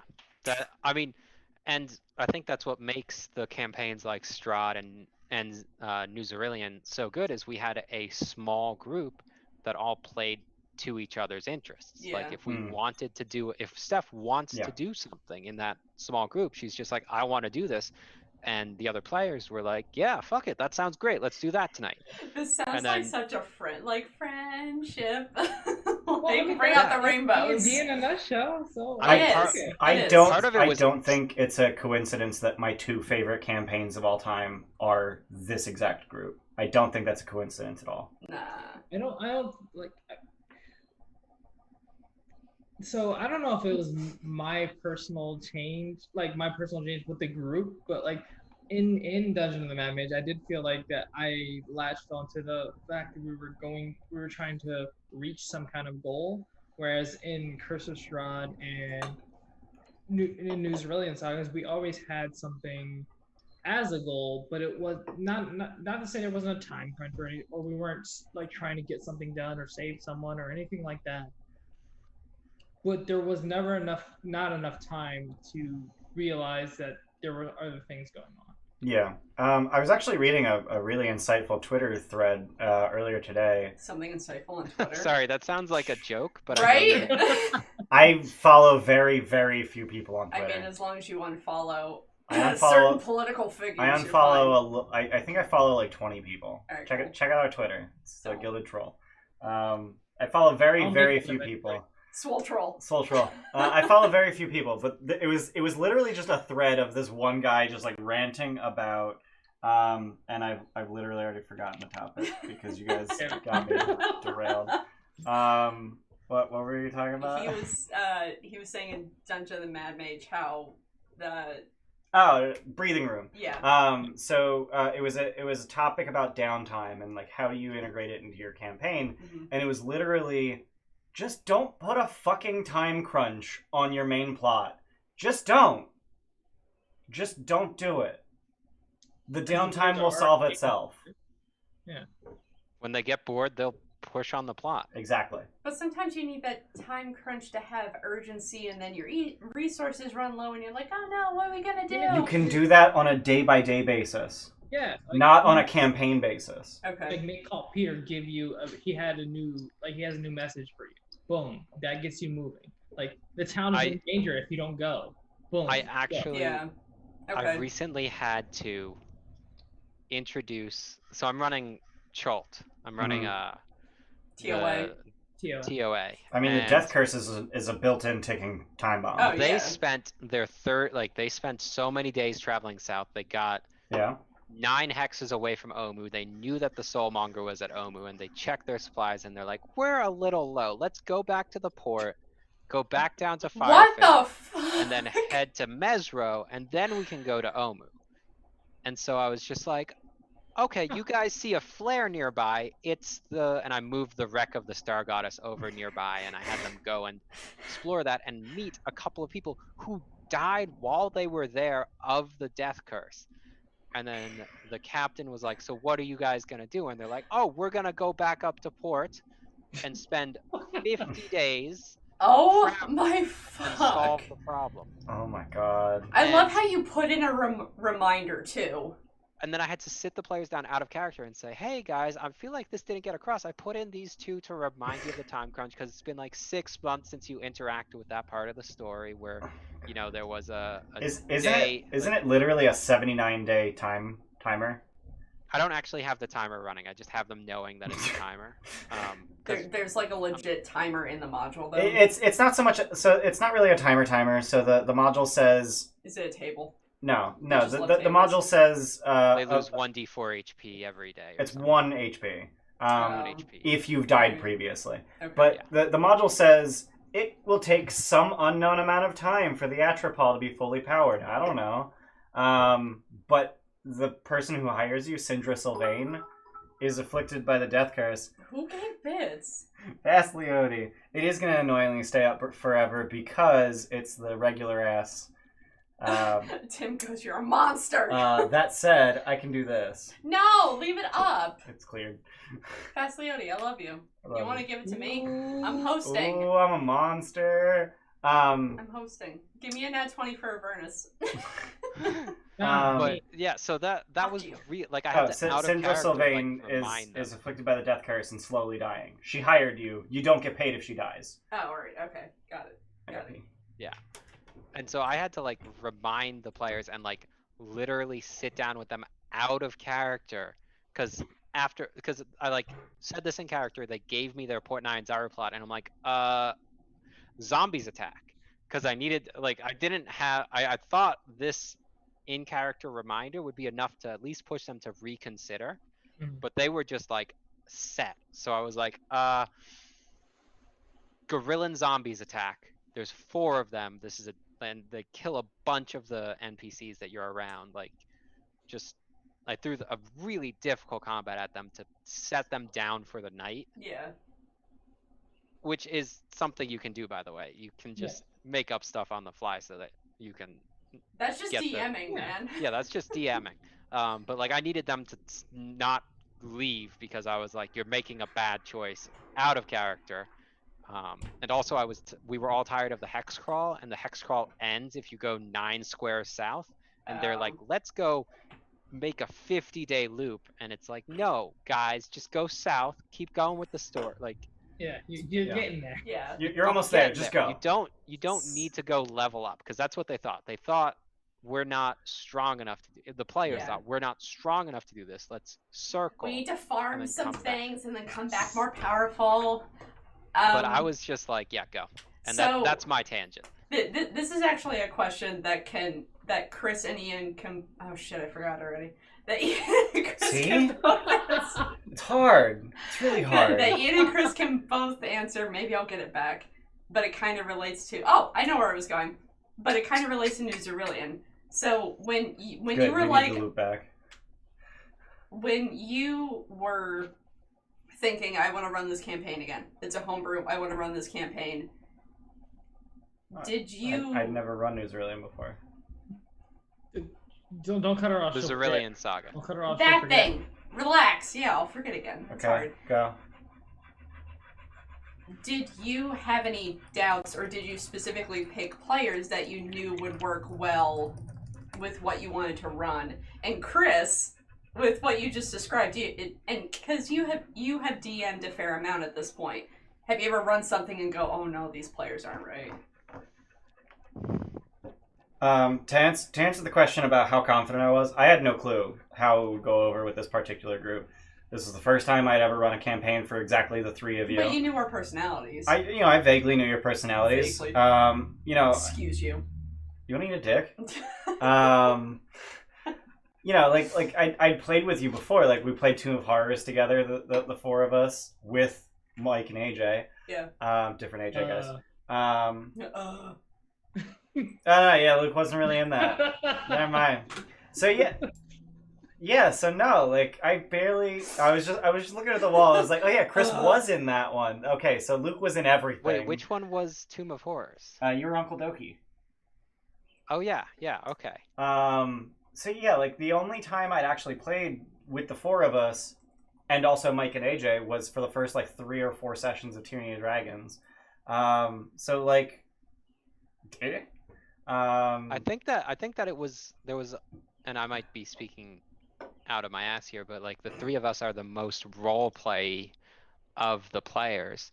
So like if you were looking at it and saying, I want my players to role play in this world, it's like, well, these are the 3 that would be best suited to. I think the rationale literally came down to, I want to play another game, because we were still playing Tyranny of Dragons when we started New Zarilian. And I wanted a second campaign. I just wanted to start a new campaign. Steph obviously was included because she lived with me. Luke was included because he lived a 5-minute walk away. I lived with you. Yeah, Luke seriously spent like 5 days a week at our place. And then, I literally don't remember why I invited you, Chris. I don't remember why. I don't remember why, but I'm glad I did. You're so if mean. you're running a campaign and you already have a set amount of players, I'm not gonna say it's not a good idea, but change something. Because if you have the same players, I'm not saying that players can't differentiate their characters or in any specific way, but you want to, for the DM's sake, let some different faces or different ideas enter the mix. So that he has something different to react to, and it makes the experience a lot more enjoyable for both the DM and the players completely. Can I segue into a question asked by a viewer? When you have a player who isn't acting in character or using out-of-character knowledge, how do you address it as a DM? Mostly I don't. So if they're using out-of-character knowledge, I will gently remind them that their character I'll just be like, your character doesn't know that. Generally what will happen if you try to like really push back on metagaming actions is they will pull ridiculous explanations out of their ass as to why their character might have done that thing despite not knowing that thing. As someone who has read a lot of the books a lot, it depends on the person. So I like to know a lot of stuff. Have you read Avernus? No. Okay. I'm No, not. he- Not yeah, too no, much. I'll he never doesn't- read a yeah. module. Like Okay. that's too Oh, much. you're talking about the player options books. As the player options, the monster Okay. manual, as far as enemies and stuff like that go. Drink more Kraken, And babe. as world building and gods and stuff like that, I like to learn about it, but like it depends on the player, because I don't feel any satisfaction of like showing that I'm better than anyone or I know Yeah, more. you knew that Balor would explode on Fulg and you still killed it. Yeah, like it's about Wait, you knew that? Oh yeah, no, I started to Aw. describe it exploding and Luke's just sitting there like, yup. See, I'm on the opposite end. I don't like knowing things because I legitimately like being surprised. I have all the books at my disposal, and it's not necessarily I don't want to read. Well, I could read them. I like reading. I would read them, but I legitimately like being surprised. Yeah. you don't have to convince us that you like reading stuff. It's okay. Hey, 10 I minute have monthly a book on the giveaway. table. Okay, I got Hey, like Steph. 2 pages in.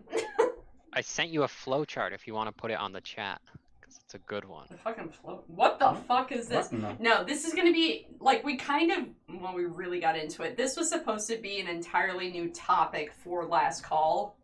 What's that? I want to talk about player dynamics and how to deal with problematic players, and like I want to actually get into that. So next time, What the hell's the flowchart? Okay, because it is the how to deal with a problematic player right? flowchart. Oh, it's the flowchart. It's the It is flowchart. the flowchart. Oh, It I is love the talk to them flowchart.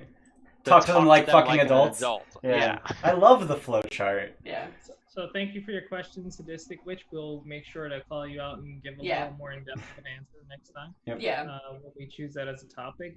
We went over a little bit of the things that you could do for that specific player, but make sure to come back and we'll expand a little bit further on what we think you could go about. Look at you sounding. Look at you plugging our professional. future streams.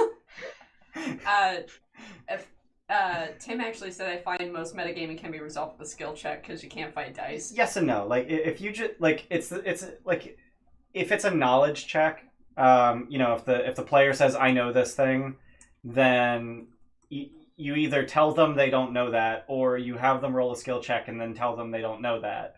Like, yeah, what's the sometimes difference? it's eat a dick DC 35. Yeah, that's true. I do that sometimes. You need to. I feel like I had a DC 25 in last session of Avernus. You did. Yeah, you did. Yeah, Steph rolled a DC. I rolled a 19. Steph gave me the +5 or something like And that. it was 24, yeah. I don't even remember what it was for, but it was some ridiculously esoteric knowledge. Yeah. But yeah, like sometimes you just set the DC disgustingly high. That feels bad. It's achievable. It feels bad. It's achievable. It feels bad. You shouldn't know everything. Your character No. is immortal. You don't know everything. I'd rather be told. No, I'd rather be told by the DM. No, you wouldn't know that, as opposed to roll a die and then the fucking DC. Like, you know what I mean? You get a nat 20 and it's still not high enough. It's like that Well, feels bad. if your character's stupid and a nat 20 doesn't get you there, that's one thing. Yeah. But if your character is plus 20 int and proficiency in the relevant skill, and you nat 20 it and you still get it wrong and you still don't get it, Yeah. the DM should never have called for the roll. All right. If it's impossible I to can see- succeed, the DM should I tell can see you. either way. But I can see either way. That could mean that the information is so secretly regarded or so important that Right, that yeah. So like Steph has she has +5 int and +4 proficiency, so she's got +9 history. So a DC 30 check is a thing that exists. But instead of having her roll, I should just tell her, no, you don't know that. Yeah, and that comes down to player preferences. Like some players will see that as a challenge. Like if you roll it and you're like, a 29 doesn't get it, the information is out there. Yeah. I'm gonna And multi-class. No, then that puts a like. That means puts that a the goal. information Let is me find achievable. the library. Like let me figure out how to get this. Yeah. Like I think. So I haven't watched much Critical Role, but I think that they had like DC 40 or 50 checks. What the fuck? But they had to like track down magic items that knocked down the DC. It was for like fighting a god or something. Okay. But they had to track down magic items that would let Okay, them achieve yeah. that. So there's multiple ways to do it, and I think that the DM, being a DM is finding which one works for the players. Yeah. Like, because not every solution works for every player group. Right. Jay Miller actually points out that with Flash of Genius, Steph could beat a DC 30 int check. I could. Yeah. Yes, I could. Min-max rogues get to like a minimum 34 on a stealth check. Yeah, I mean, if you're like a rogue / shadow monk and you pass without trace yourself, it's like, yeah, I have a plus 22. Like, what the hell? Stuff is nice, but it doesn't progress like plot much. Yeah, like it's not going to give you the answers to the plot. It's just I don't get caught yet. But yeah, we got way off topic.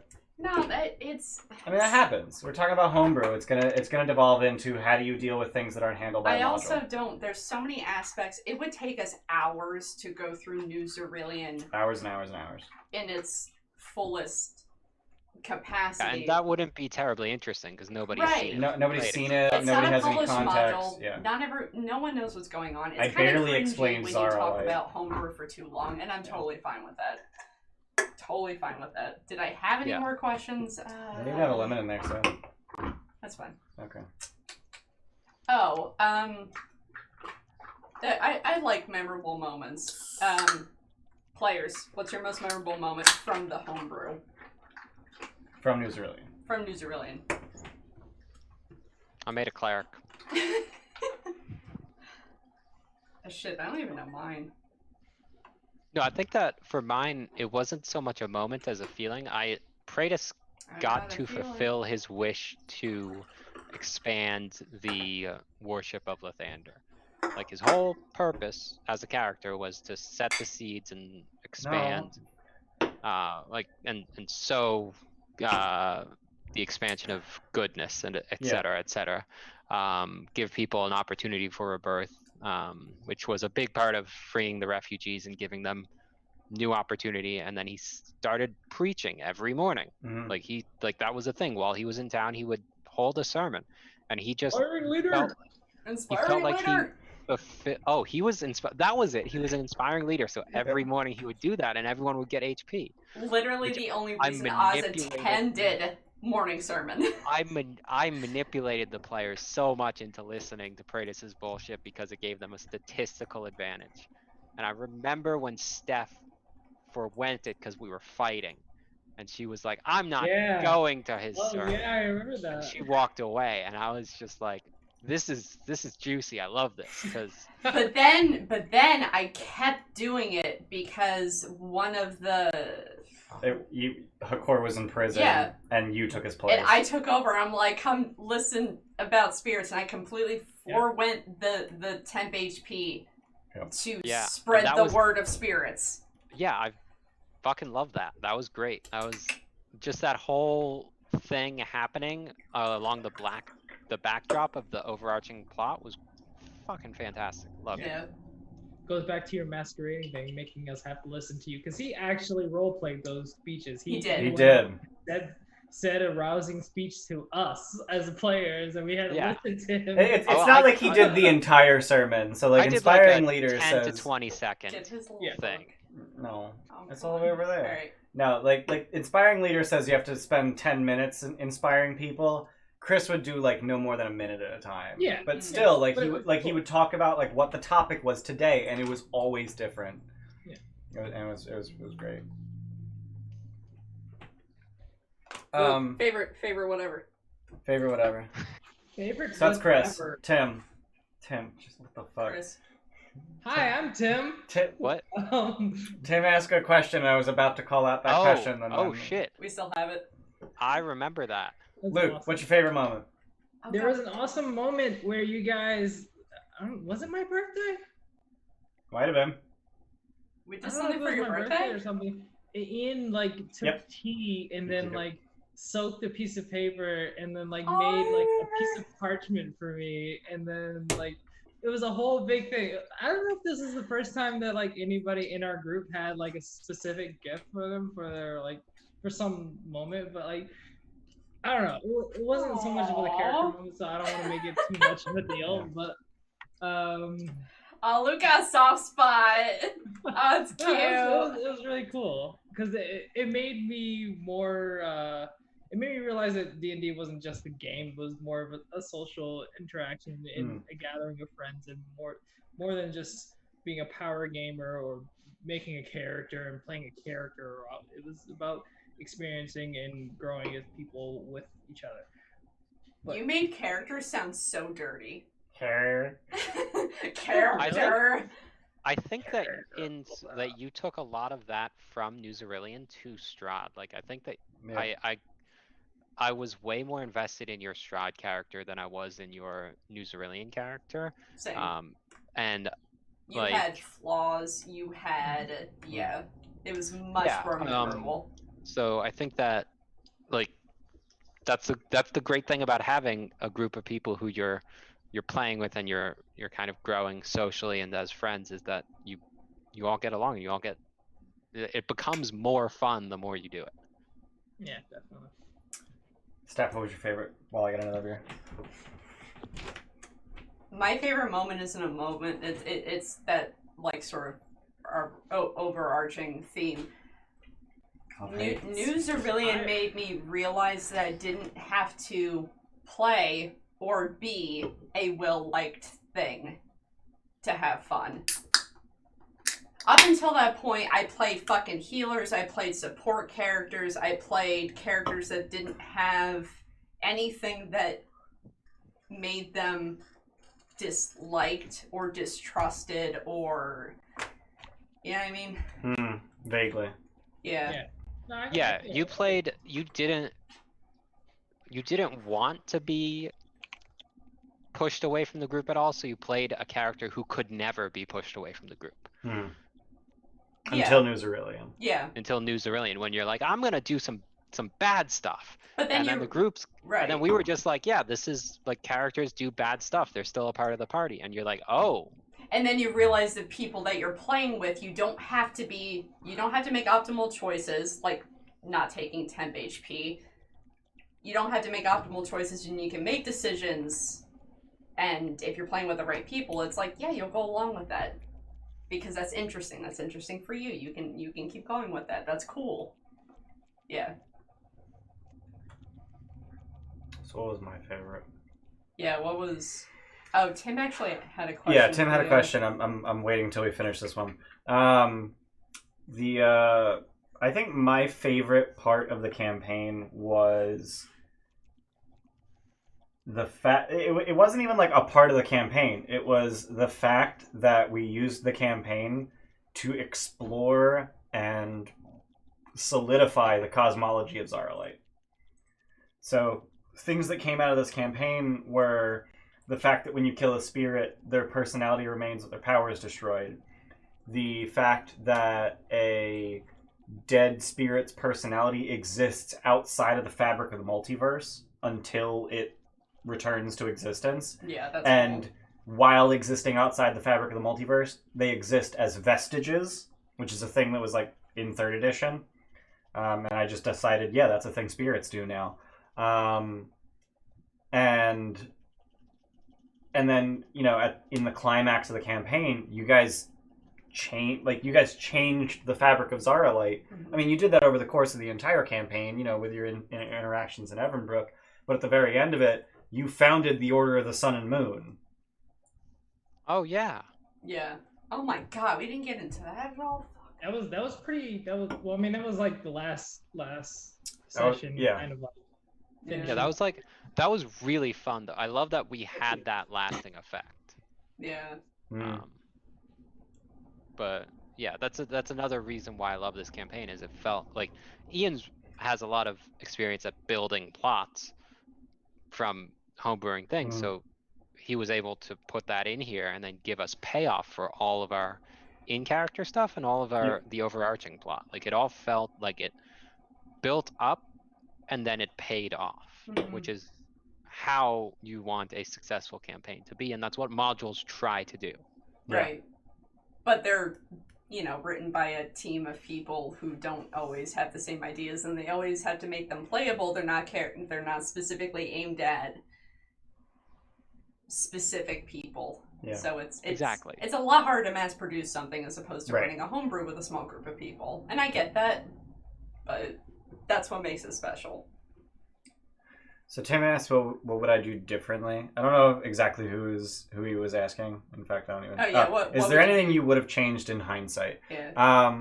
So I don't know if that's just directed at me or the group. Probably you. The one thing that I would have changed, and I wish Luke was here to hear this, is that I would have changed Luke's character entirely and built him a new no, one. like I threw a few hooks at Luke to make him feel more invested in the story as a whole, and they kind of wait, backtrack so you can hear as he doesn't dance to the back. He's not here yet. Yeah, okay. I'm looking at the stream, not Zoom. It's lagged. So the thing that I would have done differently is that I threw a few hooks at Luke, and they just fell flat. I threw a few hooks at you with Tefadarian, the Copper Dragon, and you were like, "Oh, cool! Thanks for the the crown with your baby's souls in it. Bye." I threw hooks at you with like Zari, but like that was more spirit stuff, and you didn't want to step on Anna's toes. I threw a few hooks at you. I would have loved another spirit companion. But then that would have unbalanced the party. Yeah. I don't know if I was thinking about that so much as I was more like, You were just more interested in other stuff, and I didn't throw you hooks for that other stuff. Not only that, but I think I was like 19 at the time, and I was a lot less outgoing. Like D&D has made me more social, as weird as it seems, because like D&D is the nerd whatever get together or whatever. Nerds are so goddamn social. Nerds are so fucking social. Wait, yeah. Just ask me and Ian. Quarantine has been fucking wrecking us for not seeing people to play with. Dude, this has been so. Steph, you know I'm an extrovert. Like. Yeah. It's been the struggle bus. So. The thing about D&D is that it sounds really introverted and like antisocial, but it is literally the most social thing you can do. It's like structured. It's structured socializing. Open yourself up. What do you find out so much by playing with someone who plays D&D with you? Yeah, it's insane. I am an introvert, so I derive energy from being alone. Steph is allowed in my alone. I'm special. D&D allows me to like bleed off that excess energy. Yeah. But yeah, I just like socializing. What would you guys change in hindsight? I don't think I'd change anything. Cool. I think I learned lessons from the new Zarilian Saga that I'd wish I'd had at the start of it, but I couldn't. Like, I needed to go through that campaign to learn those lessons. Right. So if anything, I'd just have been able to play that campaign already knowing those things, because that would have been better. I learned more out with groups outside of this one is the funny thing. And then you think back on why this worked, and then you relearn lessons after failing after this one, which is weird. So it's like your litmus test. Like, oh, I had a lot of fun in this particular thing, and why? We tried to do it again. Why did it fail this time? Yeah, that makes sense. Yeah. I think Chris was super right when he said about me, because he said that in my Curse of Strahd playthrough, I was a little more involved. He was able to a little more involved, and he was able to delve into my character a little bit more. I felt like in New Zarilian, I was still in that mindset of, oh, I have this cool idea, I want to make a character, but then I fell flat. I still do that. I still have a cool idea and I want to make a character, but I'm much more likely now to draw on the campaign and let my character evolve from the campaign setting that I'm into and explore how that affects my character now. That I could see 100% you letting your character be corrupted in Avernus. I don't know how that's going or what's going on. He's the most good now. He's the lawful good paladin. I'm the one who's gone bad. I'm the lawful good Isn't paladin. Paladin. So what I'm gonna say, Luke, isn't it fun though? It is. Yeah. He multi-classed paladin to qualify for a holy avenger. Yeah. It's valid. I mean, you were a hell rider. Sorry. Complete nonsense. Why does Dragonbait have a +3 Holy Avenger? Yeah. Why does he have a Holy Avenger? Just hanging from his hip. I literally cursed when I was in front of my players. Fuck! When I was reading the book, I was like, "What the fuck?"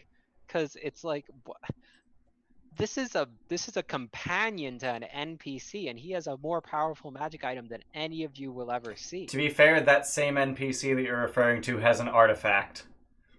I mean, yeah, but we don't talk about the. I got Azure Edge really early on. You did get Azure Edge really early. Azure Edge and Waterdeep Dragon Heist is really powerful, and I got that at level. If it helps, Chris, Adventures League says that Dragonbait's Holy Avenger isn't a Holy Avenger. He makes any longsword he's holding a Holy Avenger. So if you take it from him, it's not a Holy Avenger anymore.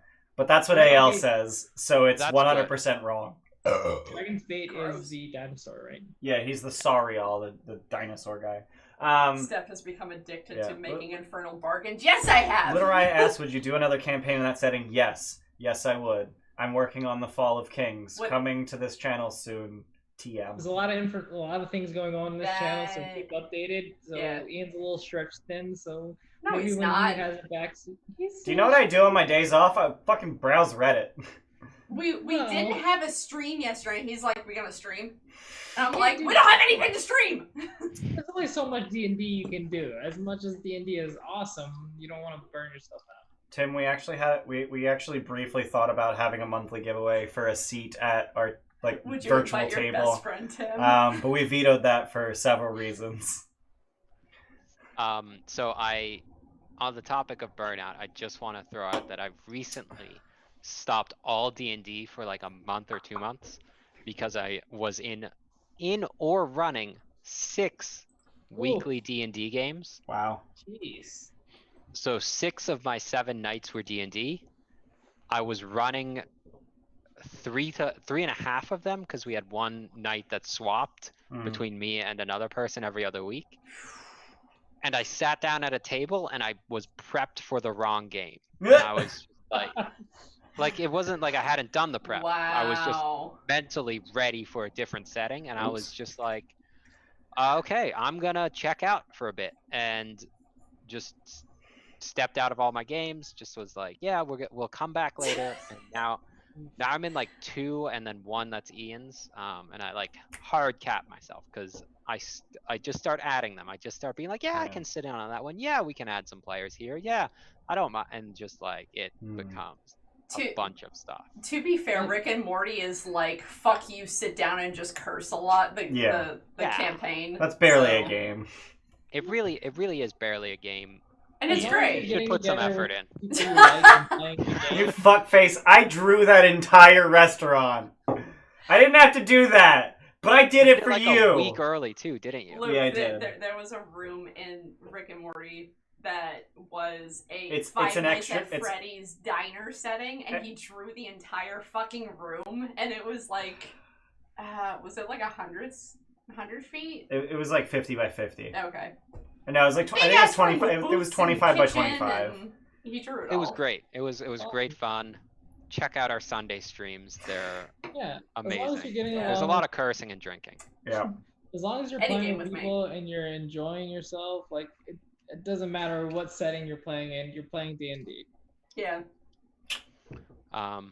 Okay, I think that I actually have to go. Yeah, you because I have gotta go. another D&D game that I need to go and play. Have fun. Dude, you're fucking 7 minutes late. Go.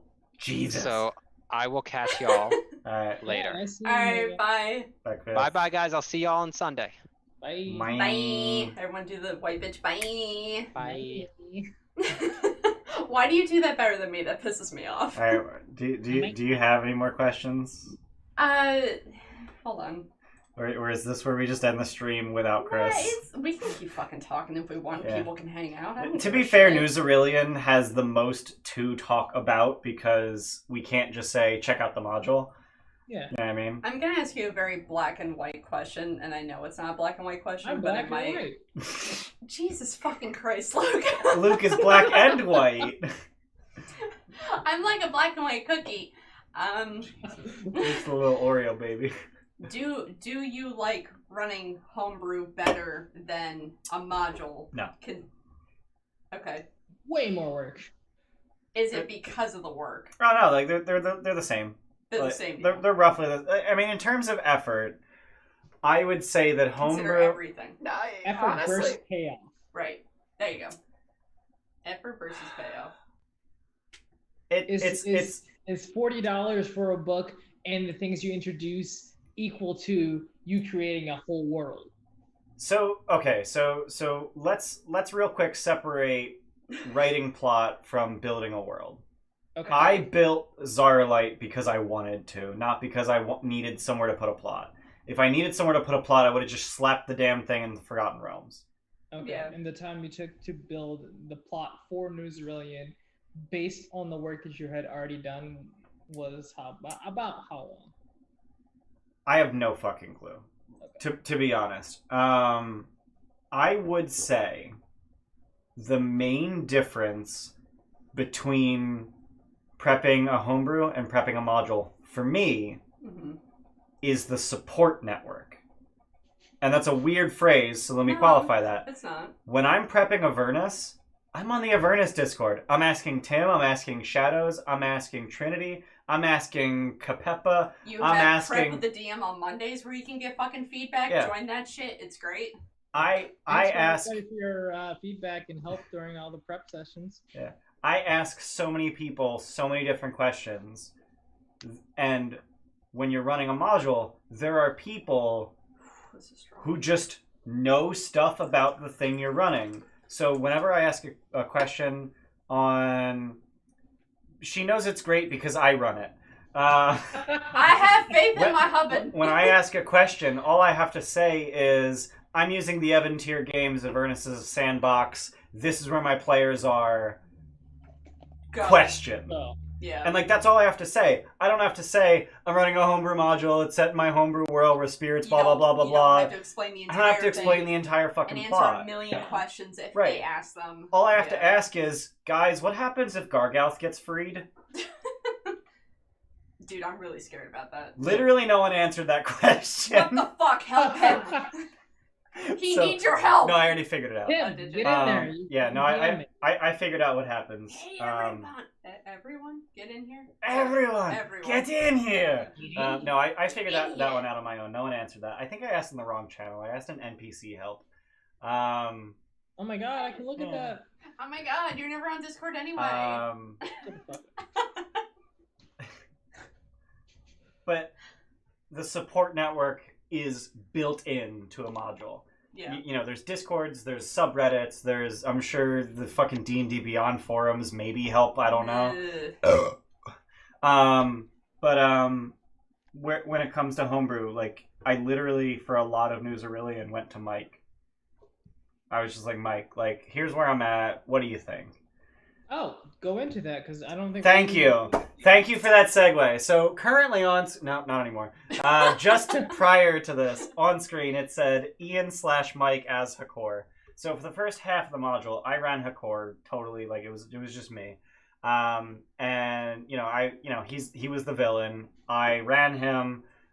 He was the... yes, D&D Beyond, please sponsor us. No, don't. I fucking stop. That's great. I love that our viewers know it too.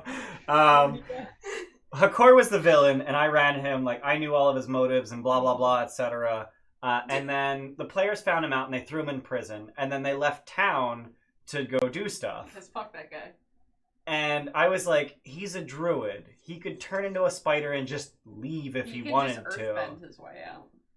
He could shapeshift into an earth elemental and glide through the floor. Yeah, earthbend. But I was like, I don't know what I would do because I know where the players are. I don't know what Hakor would do because I have more information than Hakor does. So I said to Mike, hey, Mike, you're this bad guy. These are these were your motives thus far. What do you do? This is what you know. What do you do? So for a while, Mike was playing Hakor behind the scenes. And then at one point, Hakor actually met with the group as they were leaving the temple that we've been talking about so much. And I'm still pissed at myself. Actually, I'm pissed at Luke for fucking this up. Why? So I invited Mike over without anyone else knowing to play Hakor in an actual session. And normally when people show up at the house, Like, I would let them in, and then I would close the door behind them, and normally I would lock the door behind them. This time, I decided not to, so that Mike could just walk in at the appropriate moment. And I texted. Luke went back out to his car to get something, closed the door, and locked it. So when Mike tried to walk in... He's like, yo, help. It was just... And Steph flipped her shit. She's like, oh god, someone's trying to break into our house. I remember that. Oh my god. So I'm pissed at Luke for going back out to his car to get probably the booze that he was getting. He already said he was... Wait, was I? I don't know. I don't know! When were you born? When were you born? I was born in 94. It was 2016, so you were 22 at the time. Yeah, Okay. you're fine. No, you were 21 at the time, actually. 19. You said 19 earlier and I got nervous. Yeah, so yeah, you probably went out to the fucking car to get your booze. Would you do that again? Would I do it again? Put someone else in the seat of an NPC. I did it for Avernus. Yeah, he's I had Mike play Thalamra. Yeah. Would you do it with anyone other than Mike? Yeah. It's Okay. just, I didn't really talk to anyone else who wasn't in the game at the time. Yeah. It's just that he hasn't played a game without me in it that Yeah. he's needed. Or me. Or me. Would you ever refer to me? Impossible. If you weren't in the game, yeah. What was that, Luke? So it's kind of hard. You live with him. Yeah. Yeah. It's kind of hard. But You yeah, can't like... play a game without me, okay?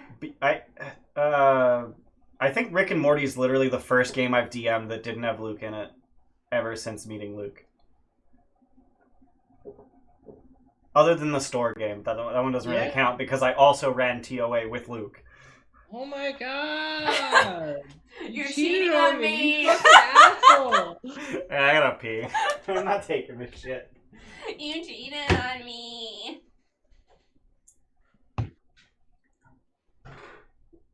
When you weren't present in the sessions for Dragon of Icebreaker Peak, I took a leading role.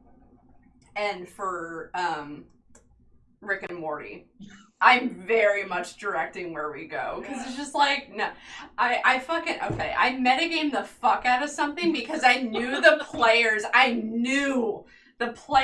No, because given the situation, we would have never left that room and we all would have died. And it's like, alright. What can I do here and, like, even remotely justify? That's great. I'm playing Beth. It's like, so I'm probably the smartest, right? You have to take charge. No one knows what's going on. Thanks, Tim. I appreciate it. What would he say? And your viewers do not appreciate the lack of Luke. Hey, man! I'm here! But yeah, I'm hot! After Mike showed up as Hakor and sounded like he was trying to break into our house, he played Hakor for like 3 or 4 sessions as a member of the party. What, you're just laughing at how he just finished a thought after peeing? So. No, Tim finished his thought. Oh, and we love you. Your viewers do not appreciate the lack of Luke. And then I said, I'm here. And he's Oh, like, okay. yeah, okay. And we love you, egomaniac. Luke's way higher than me. Egomanic, actually. Tim can't spell. This popcorn's burnt. You fucked it up. You're the one who turned the heat up, dumbass. You're the one that fucking burned it. You were in control of the pan. Ah! It's 2 a.m. Fuck you. No. Oh, fuck. I think that's a really great idea to have like someone to co-DM, not even a co-DM, but like that you Bounce can bounce ideas. specific ideas off of. Because like you're not trying to give them every. You want you want that boss or NPC to become a specific character. You don't want him to be like an all-knowing deity. You want him to be a person. Yeah. So giving that agency to a specific person is definitely something that would be more dynamic, more interesting. I think Mike is a really good person to do that with too. Definitely. Because I feel like he doesn't need a whole lot of information to just react immediately. Yeah, like I gave him like maybe like a paragraph of Hakor's history and motivations. And then... He's like, oh, I want to do shit? This is what I'm going to do. And then he's like, yeah, so I guess I would turn into a spider and go to Telsa's house and try to convince her to convince the rest of the clergy that I'm actually a good guy. And that's what happened. Like, he went to Telsa, and like I roleplayed that whole conversation between him and Telsa. And then off camera, I was just like, okay, how does the conversation go between Telsa and the rest of them? Actually, I think I did it with Mike, and I literally just like typed out the whole thing with Mike, and he didn't have any input in it because he was a spider hiding in Telsa's robes. That's great. Jesus. But yeah, it's like, you're a fucking druid. You can get out of prison any fucking time you want. Because Yes, there's... you're only 5%. You're not 50%. Ian corrected me the other night. I was like, yeah, I'm 50% of the Gilded Troll, and Ian's like, Nah. and I'm like 30, and he goes, I'm like 10? Nah. I'll give you 25. I'll give you 25. The majority of people that watch our content, I know are DMs. There's a major component of DMs, yeah. So, That's good. therefore, you are 75% of it. I totally acknowledge that.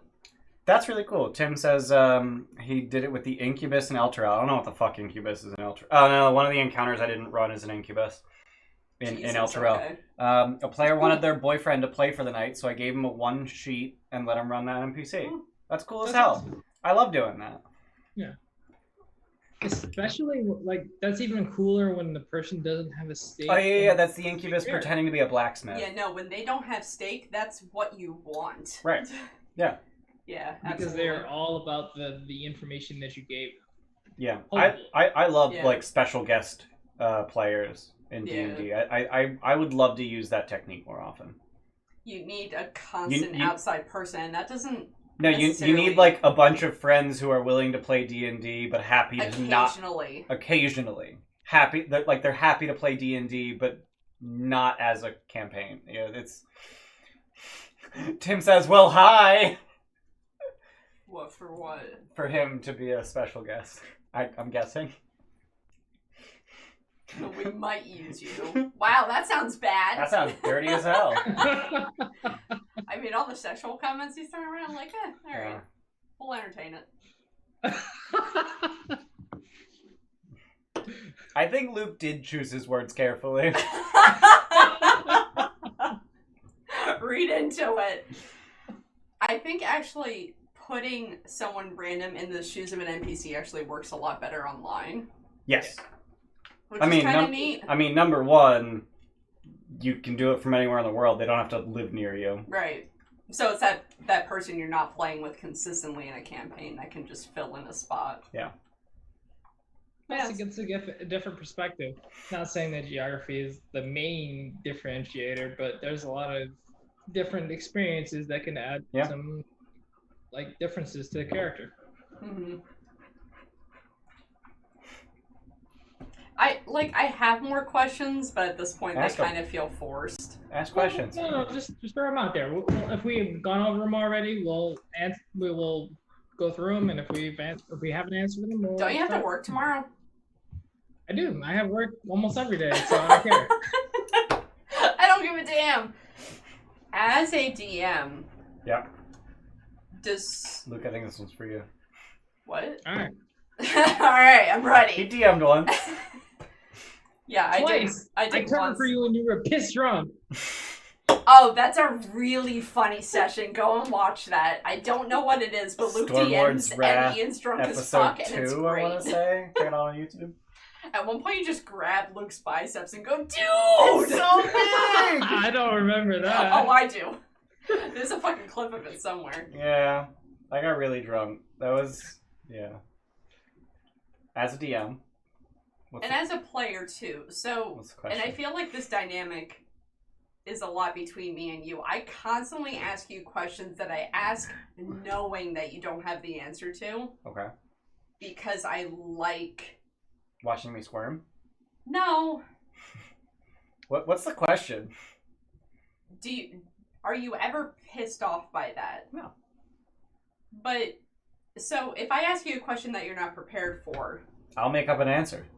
but then you have to suffer the repercussions of that answer for how I'm gonna long, say depending on how something- big it is. Not I'm gonna say necessarily. something- I'm gonna say something a little weird.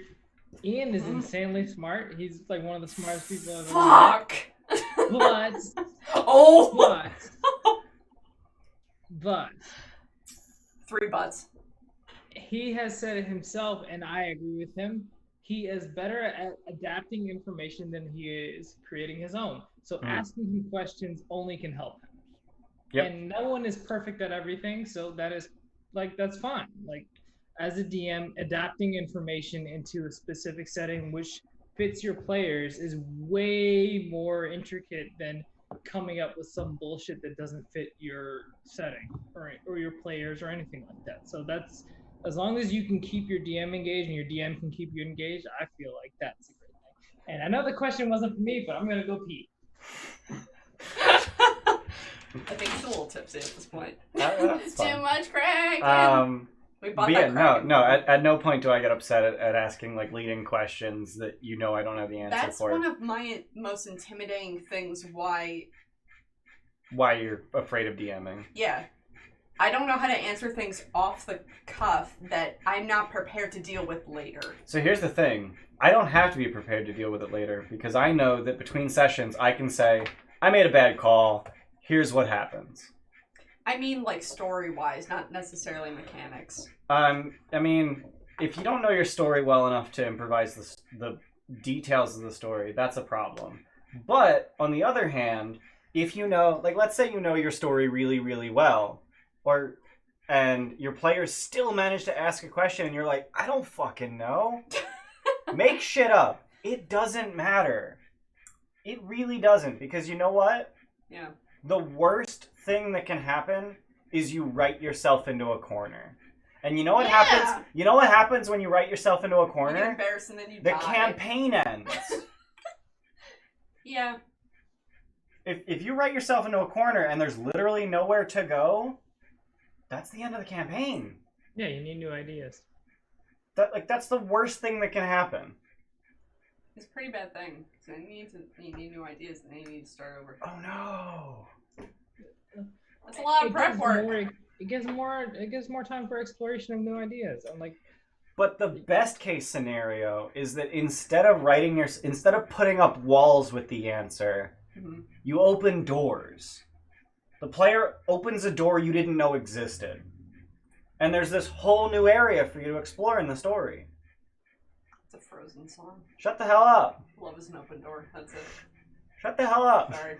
Seriously though, like, I guarantee it happened half a dozen, if not more times, over the course of New Zarilian Sagas. No, you know what? I have a specific example. Luke asked me, what kind of town guard do they have? I had nothing. I had no information. I had no idea that they even needed guards. But I said, there's this guy Common Shield, because that's a name that But fits. there's a werewolf. Shut and up. Plants are There's this guy Common Shield, because that name fits. And his 2 sons work under him, and he's got 4 other dudes that work for him too. And Luke goes, are they well trained? Nah. No. What the fuck was that? It was the Dude, wheel of I don't fucking know. that's crazy that you remember that he had 2 kids and all that. I read through all of the notes earlier today. Oh, okay. No, well, I mean, he does have a fucking photograph. I do have a ridiculous memory, but no, like, Keep in mind, they didn't exist until you asked about them, and then that became a huge part of your character, was training Dude, the I got guards. struck by lightning. You got struck by lightning! Twice. It happened twice in one night. I saw that in the notes when I was, like, skimming through them. It's funny. And, like, no, in the notes, it's like, Anna asked Oz, like, so how'd you spend your night? And he's like, I got struck by lightning. No, Twice. I dodged lightning twice. I dodged, but I actually got hit twice. Yeah. You made the save, but you went down because of the save for half.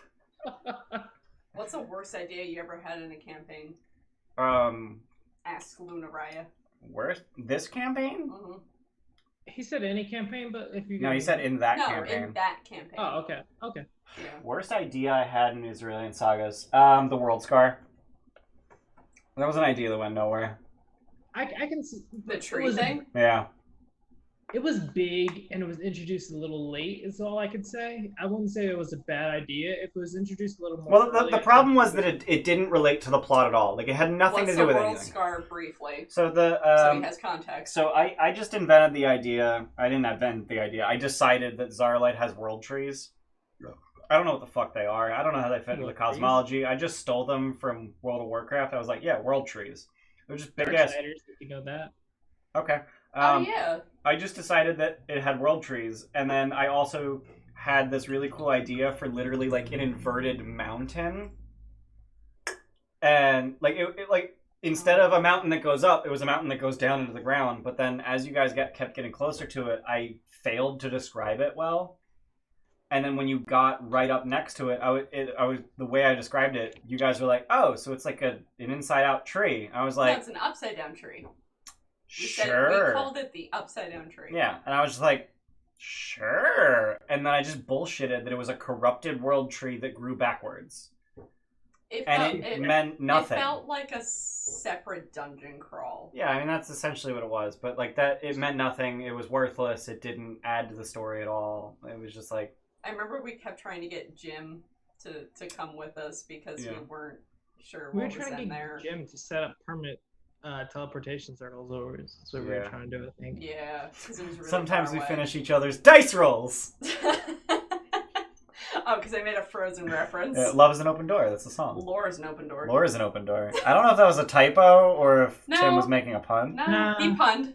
He punned. The Loreboard. With you. Yeah, the world scar was probably my worst idea. I think I'm officially out. Oh, people who are watching, fucking. I'm gonna like set my Discord a certain way. I want you to private message me good one shots because I'm going to plan something for Ian's birthday, which is May 24th. Whoa! Jesus. So. Oh, that question was for everyone. What was your worst idea, Steph? Oh shit! Did we just get an Amber Alert? Yeah, we just got an Amber Alert. Jesus. I mean, I don't leave my house, so I'm not going to see that car. Can we talk about that? Please stop. Please stop. Thank you. Jesus. Steph, what was your worst idea other than the Amber Alert? My worst idea? Yeah. Oh God, Tim asked, "What's an Amber Alert?" That is a U.S. thing. Yeah. Amber Alert is when the government says, "Hey, a child was kidnapped. Please be on the lookout." Yeah. Yeah. It was inspired by a child named Amber who got abducted. Yeah. The alerts in are your now. local area. Yeah. Yeah. Sorry. Actually, what? Sorry, we introduced that It was concept. in Zern County. No, that's okay. Chat's cool, people.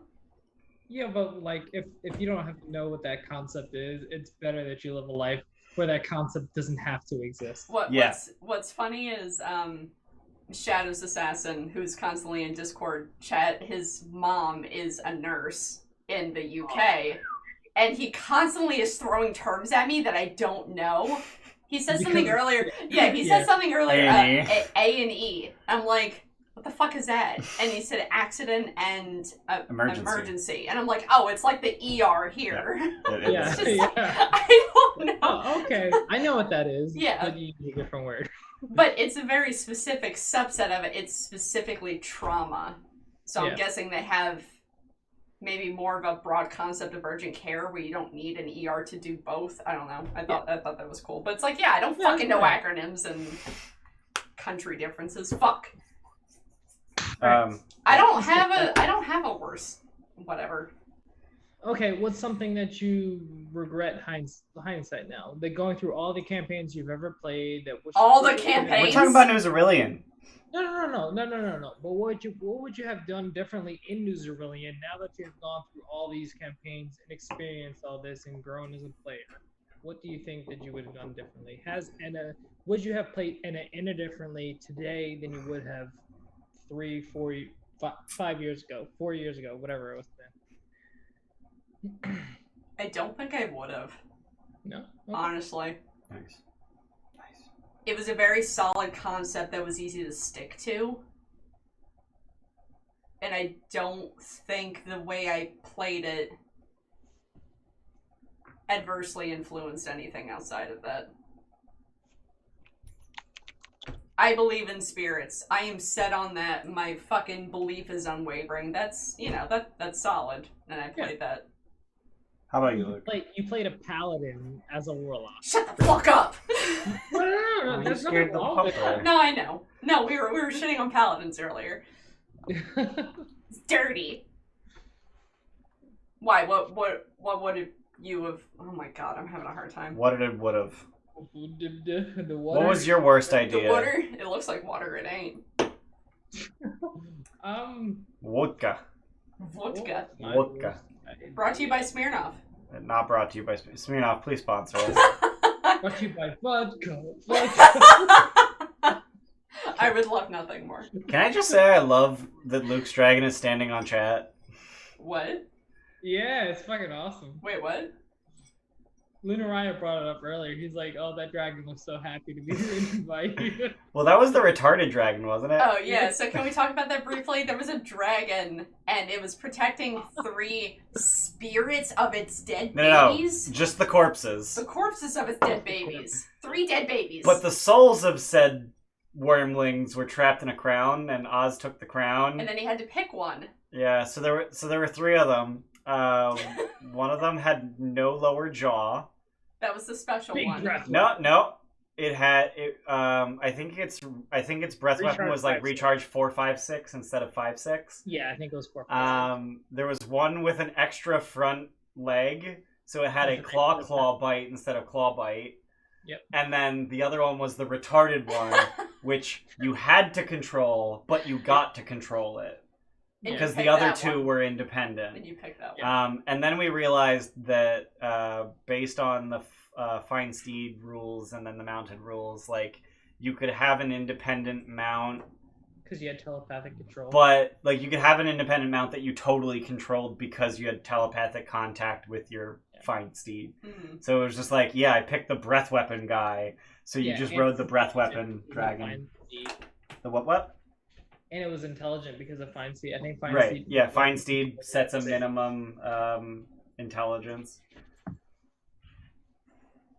I'm actually curious.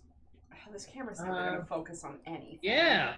That's the first time I think I actually focused on painting a mini. Oh my god, And Fine then Steed I sets finished its the int to entire 6. halfling. Because you were like, the dragon's the most important Because the thing. dragon is the most important part. Duh. I had to paint your fucking sideburns and shit. Fuck. Yeah, fuck that. Dude, halflings painting suck. They're And- so small, it's so hard to do. And then- Luke, Fine Steed sets its int to 6 if it's 5 or lower, and Copper Dragon Wormlings have 14 int. Ooh. Jeez. But yeah, you used Acid Breath a lot. I remember you using Acid Breath a lot. Oh, his paint chipped on his tail. Oh no. Her paint chip where she broke his fucking wings. So, Luke has a habit of dating really stupid people. Don't go into that. Wow. Do not go into that. This is like 5 years ago. I'm not gonna name anybody. She tried to flap the wings on this thing and fucking broke it. It's a pewter fucking miniature. And she's like, oh, let the wings flap. And then snap. And that's when Luke knew. Oh god. Sorry, I shouldn't have brought that up. Luke brought it up. Fucking funny. You're good. I think that was before we knew about acrylic sealant. Yeah, no, the amount of chips on this thing, it must have been. Yeah, it must have been. It's okay, Luke. Everyone has a type. He's a big buff guy. Alright, moving on. That's funny as shit. Next question. I don't fucking know. Another beer. Yeah, I just want to keep drinking at this point. This is the bad part. I mean, I'm moving on to beer number 4. I really don't have anything else, I don't think. Would you like some? Welcome to Homebrew. What? What'd you laugh at? What's the question, Lunariah? Just Answer me already! Stop dodging what question? What? Add some lemon to your lemon bullshit. I'm surprised he's not doing that thing where he donates 100 bits to be heard like he does in fucking campaigns. Hey, what the fuck question are you talking about? Worst idea? Oh, Luke's worst idea. Oh, I see. Okay, Oh, you pour me more lemon bullshit so I can have more vodka? Thanks. No, you have plenty of vodka in there. Oh, alright, got it. That's for flavor. Oh, got it. I'm scared. Luke, did you freeze? No, he's thin. He wasn't moving. So what was that? That was our second or third campaign? Second. Unless you Second. count the one session you played 2 of No, that ours. doesn't count second. Holy shit! Yeah, that was our second campaign. So I feel like Damn, that was a long time ago. Okay, all right. I feel like I was maybe a little nervous to play with people who are more experienced than me because the idea of the game was so intriguing to me. Because like when I was, I'm not gonna try and go into my whole past and everything, but when I was younger, me and AJ, my AJ, my brother, other my AJ. AJ, the person who plays in Rick and Morty, which you can check out on Sundays. We I love played you. That's awesome. We played a made-up game of make-believe with characters and all that. It wasn't D&D. It wasn't based on any like rules or anything. But we played a game that was made up. You had ideas, you had powers, and all that. So going back to that idea when I was 7, 8 years old was like fantastic for me, and expanding upon that and having ideas and rules and people who played and explored it with different ideas was super intriguing to me. So people who've gone through that was a little who were more experienced than me felt a little daunting going to initially. So I was a little scared to explore my ideas going into it initially, which Yeah. has since branched out, and I've, like Steph has said, I've taken a little more of a leadership role. Not to say that I lead where the campaign goes or anything like that, but you needed to be a leader in Dungeon the Mad Mage. Don't feel bad. No one else was gonna do it. Someone, yeah, okay, all right, I did it. Whatever. So yeah, maybe I was a little scared to explore in New Zarilian, and that left me in that in-between stage, which was safe, but not so much good in the development of my playstyle, maybe? It's D&D makes you extremely vulnerable. Yep. When you start playing the game in a really unique kind of way, though, because if you're playing D&D with people who aren't absolute shitlords, you feel vulnerable without being vulnerable. Yeah. You feel 10 times more vulnerable than you actually are, which puts you in a position for great emotional growth in a low-risk environment. Yeah, because you see people who putting themselves out there and expanding on these characters that they've developed, but at the same time, you don't feel like you have to. You don't have to, but then you're missing out on that chance to do so. You can play the backseat character who doesn't fucking interact with anything, who's a stereotypical, like, fucking fighter. I can't stop looking at Denton's abs, and I don't know why. What the fuck is wrong with you? So you keep gesturing at the fucking wall. Look at your wife! You keep gesturing at the fucking wall. Gesture at me. Alright. Shit, I forgot again. Backseat player. It's very easy to be a backseat player with a very vanilla fucking story, so you can get a gauge on everyone else, see what they do, see what's too much for that given group. Which I think there's nothing wrong with, as long as there's a DM that acknowledges that. Because I feel like Ian as a DM is really focused on his players and is really good at engaging them and making them grow. It's not us versus them. It's... Yeah.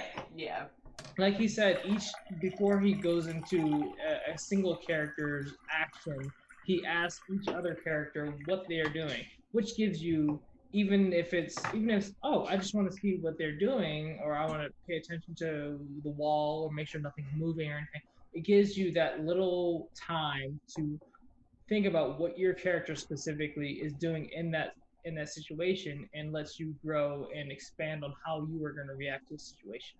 Yeah. I feel like any well-adjusted person eases into it like that. Yeah. It's like, I can't go too heavy-handed. I need to gauge what this is, what is acceptable to get away with, what doesn't embarrass the absolute fuck out of me. Is the DM easy to work with? No, because, like, that sounds really bad, but realistically, as people, we are terrified of being embarrassed. Absolutely, we don't want to be vulnerable. We don't want anyone to know what's going on around people that we don't know. Like, it's... I've been playing for 10 years, and I feel like only the last few have I felt actually comfortable with the game. We fucking stream. It's been 10 years since you've been playing? Yeah. 2010 or 11 I started.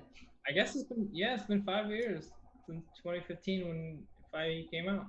Actually, 2014 5e came out, actually. August actually, 2014. 6 years. Okay. The first time I played D&D, me and Ian were already dating at the time, and I was still living at college with my roommate, and Ian goes, "Who wants to play D&D?" And he just, like, me and my roommate, he set up a scenario, we were in fucking jail, and we had to escape or something. It's like, yeah, that was my first introduction.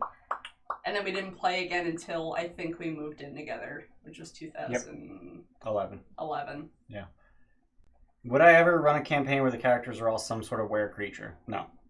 I don't think that's interesting. Nope. It's I'm totally Yeah, I'm totally cool with that's really limiting. I'm totally cool with, like, the whole party has the same gimmick. We did that for Tomb of Horrors, where you were all genasi of varying flavors. Yeah. Did that for Tomb Annihilation when we were all family members. Yep, you were all half elves. Yeah. But where, like, lycanthropes? There's too many problems with that. Yeah. Well, number one, you're immune to fucking non-magical, non-silver Alignment's damage. an issue. Number 2, the whole world is against you. That too. Right. Yeah, like, Yeah. it just introduces a lot of problems without a whole lot of interesting roleplay That would- opportunities. Well, no. So if you create a homebrew around that concept and reworked certain aspects of it, it would basically be an evil campaign. Which is why I'm much, not to say that like New Zarilian is one of my top two campaigns Ian's run, but like I would much rather it be Ian adapting information for us to be better suited for the party rather than it being him recreating everything for a specific scenario that we lay out. You know, that's Yeah. way more that's limiting in his imaginative scope, and that's limiting in our like growth. Like we're only creatures or whatever, and we have to go forward from that situation. That's not to say I wouldn't mind an evil campaign, especially Evil, yeah. Let's go. We can do an evil campaign. Yeah. That's fine. which we are more experienced. We would be able to, but I don't. I have know no how it would experience pan running out. an evil campaign. I have zero experience with that. Experienced players, it's fine because you're aware enough to. I don't know how I would write. I don't think you can write a plot for an evil campaign. For a generic "we're good guys" campaign, it's real easy. Just have a bad guy. Save the people. Yeah. Have a bad guy. Why can't A it be bad terrorize the campaign. people? That's not a A plot. bad That's not a plot I wrote. That's a Yeah. you guys have things you want to do. Yeah, a bad campaign is at bare minimum every 2 week you'd play because you'd have to say, "Hey, I want to become a lich." Okay, I give up on that idea. Okay, I want to go terrorize this city because they killed my sister 3 generations ago. Yeah. Okay, now I want to kill this lord because he's in charge of a nation that controls my sister from 2 years. Like, it's way too obscure that Yeah. you wouldn't be able to like. Yeah. Like I don't know how to run an evil campaign. I wish I could watch people play D&D. If So you that guys I- have experience running evil campaigns, let us know in the Discord. We'll check it out. Maybe that's something we'll be interested in running in the future. Well, Tim says Dimension 20's Bloodkeep is a good example of a short evil campaign, but I cannot fucking stand watching people play D&D, so I'd love to check it out, but Yeah, maybe we'll check out Spark Notes or something. my fucking Spark Bloodkeep, Notes. I've never heard of Bloodkeep. Is there anyone who runs it specifically? Yeah, Brennan Lee Mulligan. Oh, okay. Yeah, Brandon Lee Mulligan runs all the Dimension 20. Brennan's awesome. I love Brennan. I don't know if you're familiar with him, but I love Brennan. Oh Yeah. my god, he's absolutely hysterical. he's and hysterical. He's insanely intelligent. I want to venture on the same level that Ian is. Yeah, he has like a podcast about D&D. And the way he talks, it's like he can't talk fast enough to keep up with his mind. He has Yeah. really good ideas. He knows what it takes to make a good story and to make it work with the party dynamic. Like, listening to him for 20 minutes, you're like, all right, this guy actually knows. And then, of course, what's up. he's at least semi-famous, so he actually managed to get Matt Mercer on his fucking show. And it was just like, I hate you. Fuck off. Why can't I have famous people on my podcast? Except you don't Same like way with Chris Paul. Joe Mag. I would Matt love to have Mag- Joe Manganiello on Yeah, my that fucking guy. Yeah, podcast. whatever his name is. Mag- At no point did I play his character correctly, and I'm sorry, Joe. His basement is a DMing It's space, and I alright. hate him. The E. Gary Gygax Memorial Dungeon? Yeah. It's really cool. Maybe if Joe was cool enough to join our campaign, he could have played his character himself. Joe, and sponsor played us! parkour. Joe, sponsor us, motherfucker! Lunariah, I'm glad you said something that was just patently false. What the Lunariah says lawful is What? practically the only form of evil Oh, sorry, I missed the word evil. Oh my god, stop calling people out who don't deserve it! I missed the word Stop evil. calling people out when you're drinking alcohol. I'm Duh. wait, Cheers, I'm last on- call. I'm on beer number 5 technically because work had a I've happy had hour 2 today. shots of vodka. Twice. 4 times. No, I missed the word. I quarters. missed the word evil, and I thought Lunariah was saying that every campaign has to be lawful or it goes off the rails. Because and I was like, thanks for saying that, because the Fall of Kings, the campaign that I'm planning for Zarilight, Yeah. is not about good versus evil. It's about law Oof. versus chaos. Okay. As You're long like, as there, oof. I feel like every campaign has to have structure, because if Oh, you, absolutely. Because if you make a campaign based on neutrality, it's way God. too difficult. Yeah, no. So Yeah. the high concept for Fall of Kings is essentially the world is falling apart, and everyone wants to cling to law because it imposes structure on what is, quite frankly, very terrifying. So But check law out is failing. Some day during the week where Ian does some work on Fall of Kings, where you guys can help him with Fall of Kings. Da da da da. Boom, No, plugged it. that's going to be a very private process. But thanks for the This plug. is my baby. Don't plug shit that isn't a thing. Know your place. I mean, Yeah, like, no, we I tell us know. not to watch it, we won't watch it. Like, you know what I mean?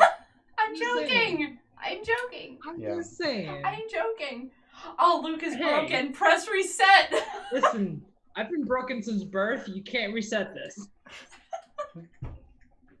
It's like a video game, right? You just need to die once and you'll come back with an This ain't extra no life. video game, press A. Press A! No, this ain't no cutscene. This ain't no cutscene. Press A! Jesus. Are we all? Yeah. We've been so We're off all topic broken. for so long. That's alright. Do you have any more questions? You know You what? out? We're gonna make When Chris left, this became last call. Last call. Last call. Last call. Last call at the Gilded Troll. Yeah. For the people who aren't afraid to tell each other anything. I'm not afraid to tell Chris anything, but I'm way more comfortable with Luke. Yeah, viewers, if you have any questions about like New Zarilian or about just running Homebrew in general, That would be a good podcast. what's that? Talk about New Zarilian and its fucking fullest. Just like I rant at a microphone for an hour and a half. And I'd cut you off to ask questions. Just have callers. No, because some viewers actually said like they would enjoy a podcast because it's a Yeah. lot easier to listen to a podcast and work Yeah, as opposed to listening to our streams back because there's a lot of visual cues that they don't pick up on. yeah. And Last Call is mostly verbal, but we do get off topic a lot. So I don't know if it's a cohesive enough thought to be made into something that you can listen while doing something else. I mean, I can't say the podcasts are super cohesive. I mean, I guess maybe I don't know. Yeah, I listen to don't. a lot of podcasts. Like I don't listen to any. We get off topic Yeah. a lot is the problem.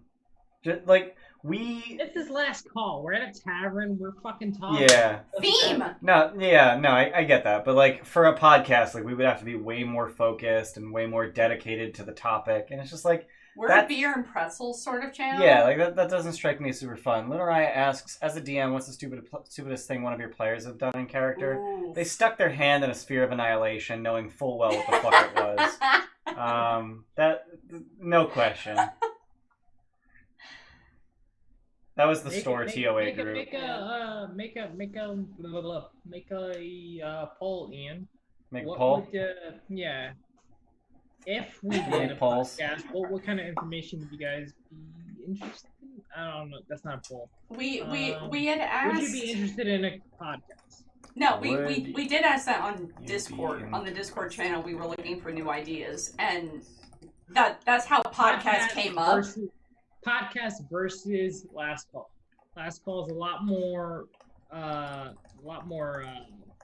information being divulged freely, where podcasts would be a lot more structured, a lot more regimented, and stuck on specific ideas. Last call is Last come and call- hang out where we read chat Yeah. and we can actually like interact. We would Podcast you interact with can. guys. Exactly. Yeah. Last call would be more of an hour-long specific rant on a specific idea, Yeah. where last call is a however many hour long on any amount of ideas, starting with a specific base idea. Yeah. Tim said we still need to hear your future last call ideas. Yeah, I know we only got one campaign left to go. All right, I started a poll. Oh, you started a poll. Yeah. Which are you So more yeah, interested Tim, in? any I ideas you did guys that thing where you do like very interested, sort of interested, not interested. Oh my god, like those fucking stop! I hate That's those like polls. That's work th- thing. no, that, Yeah! no, that's the scientifically accurate way to gauge interest. Is it though? Yeah, I was watching Savitz play Hearthstone, and he's doing Battlegrounds, and one of the things, or no, it was RDU, it wasn't Savitz, it was RDU. Don't bring up other people who are on YouTube. And on Twitch. I'm pretty sure he streams on Twitch. RDU's too. on Twitch, yeah. Yes. Anyway, He streams Hearthstone. So, if you guys have any other ideas for topics we can talk about, next week we're going to go on Storm King's Thunder. We're going to bring Mike in again, and we'll go explore on that a little bit. So if you have any ideas on topics, let us know in the Discord. We're planning on doing this for the foreseeable future. We have maybe the dates will change depending on how the coronavirus affected us. Hopefully, you guys are all being safe and staying in home and quarantining yourselves. Stop looking at me. Vote for Luke 2020! That was so... Oh my god, I loved it. Luke 2020. No, exactly that. Give us ideas. We don't want to do anything you guys aren't interested in. Yep. This is the stream where we come and hang out. Yeah. So let us know what the fuck you want to talk about. Last call is Friday. Enjoy your weekend. It's Friday. We'll get you started. Get a couple drinks in there. We get you like laying back. We get you talking about the things you love. Come on. This is what we're all about. Oh my god, Luke needs to drink more. I do. Jesus. Last call is Saturday for me, says Tim. Oh, Jesus. We do all you technically fucking start UK at we fuckheads. start at midnight for him. Sorry, Tim. It's a late night. So Hey, Brent's here. Grab a tussin and kick back with last call. Brent's here! Brent! Oh, Brent! We love Brent! Grab those Tussins! Oh, grab Yeah, the tussins. we seriously miss you, Brent. Like, I don't know if PAX Unplugged is gonna be a thing, but like... That's alright, Brent. Okay. Alright, join us for... You're doing alright? Let's, I mean, I don't have any more questions. Do you have any more questions? I don't, I've been out forever. I got jack shit. Join us for... Is it 10? It's 10 o'clock. It's 10 o'clock. What the fuck, a 3-hour last call? Yeah. Join us on Sunday for Rick and Morty, Dungeons and Dragons versus Rick and Morty. Join Ian on Monday for DM prep with Descent into Avernus. We stream Descent into Avernus on Wednesdays. Last call's on Friday. Fucking repeat. Yeah. If you're on YouTube, check out Twitch, YouTube, Discord, Twitter. Rinse and repeat. Stay safe. Give us ideas. Ian's birthday's coming up. Give me Lenore ideas has for one final one-shots. question. What summon do you fear most that I don't fear summons? I don't fear summons either. Okay? You know why? Because chat will oppose you and summon a war priest. You know why I don't fear summons? Because action economy. Okay, this is a good Figure place that to out. end it. Alright. Thanks for watching, everybody. Yeah. Bye. We'll Stay see you safe. Sunday. Bye. Bye.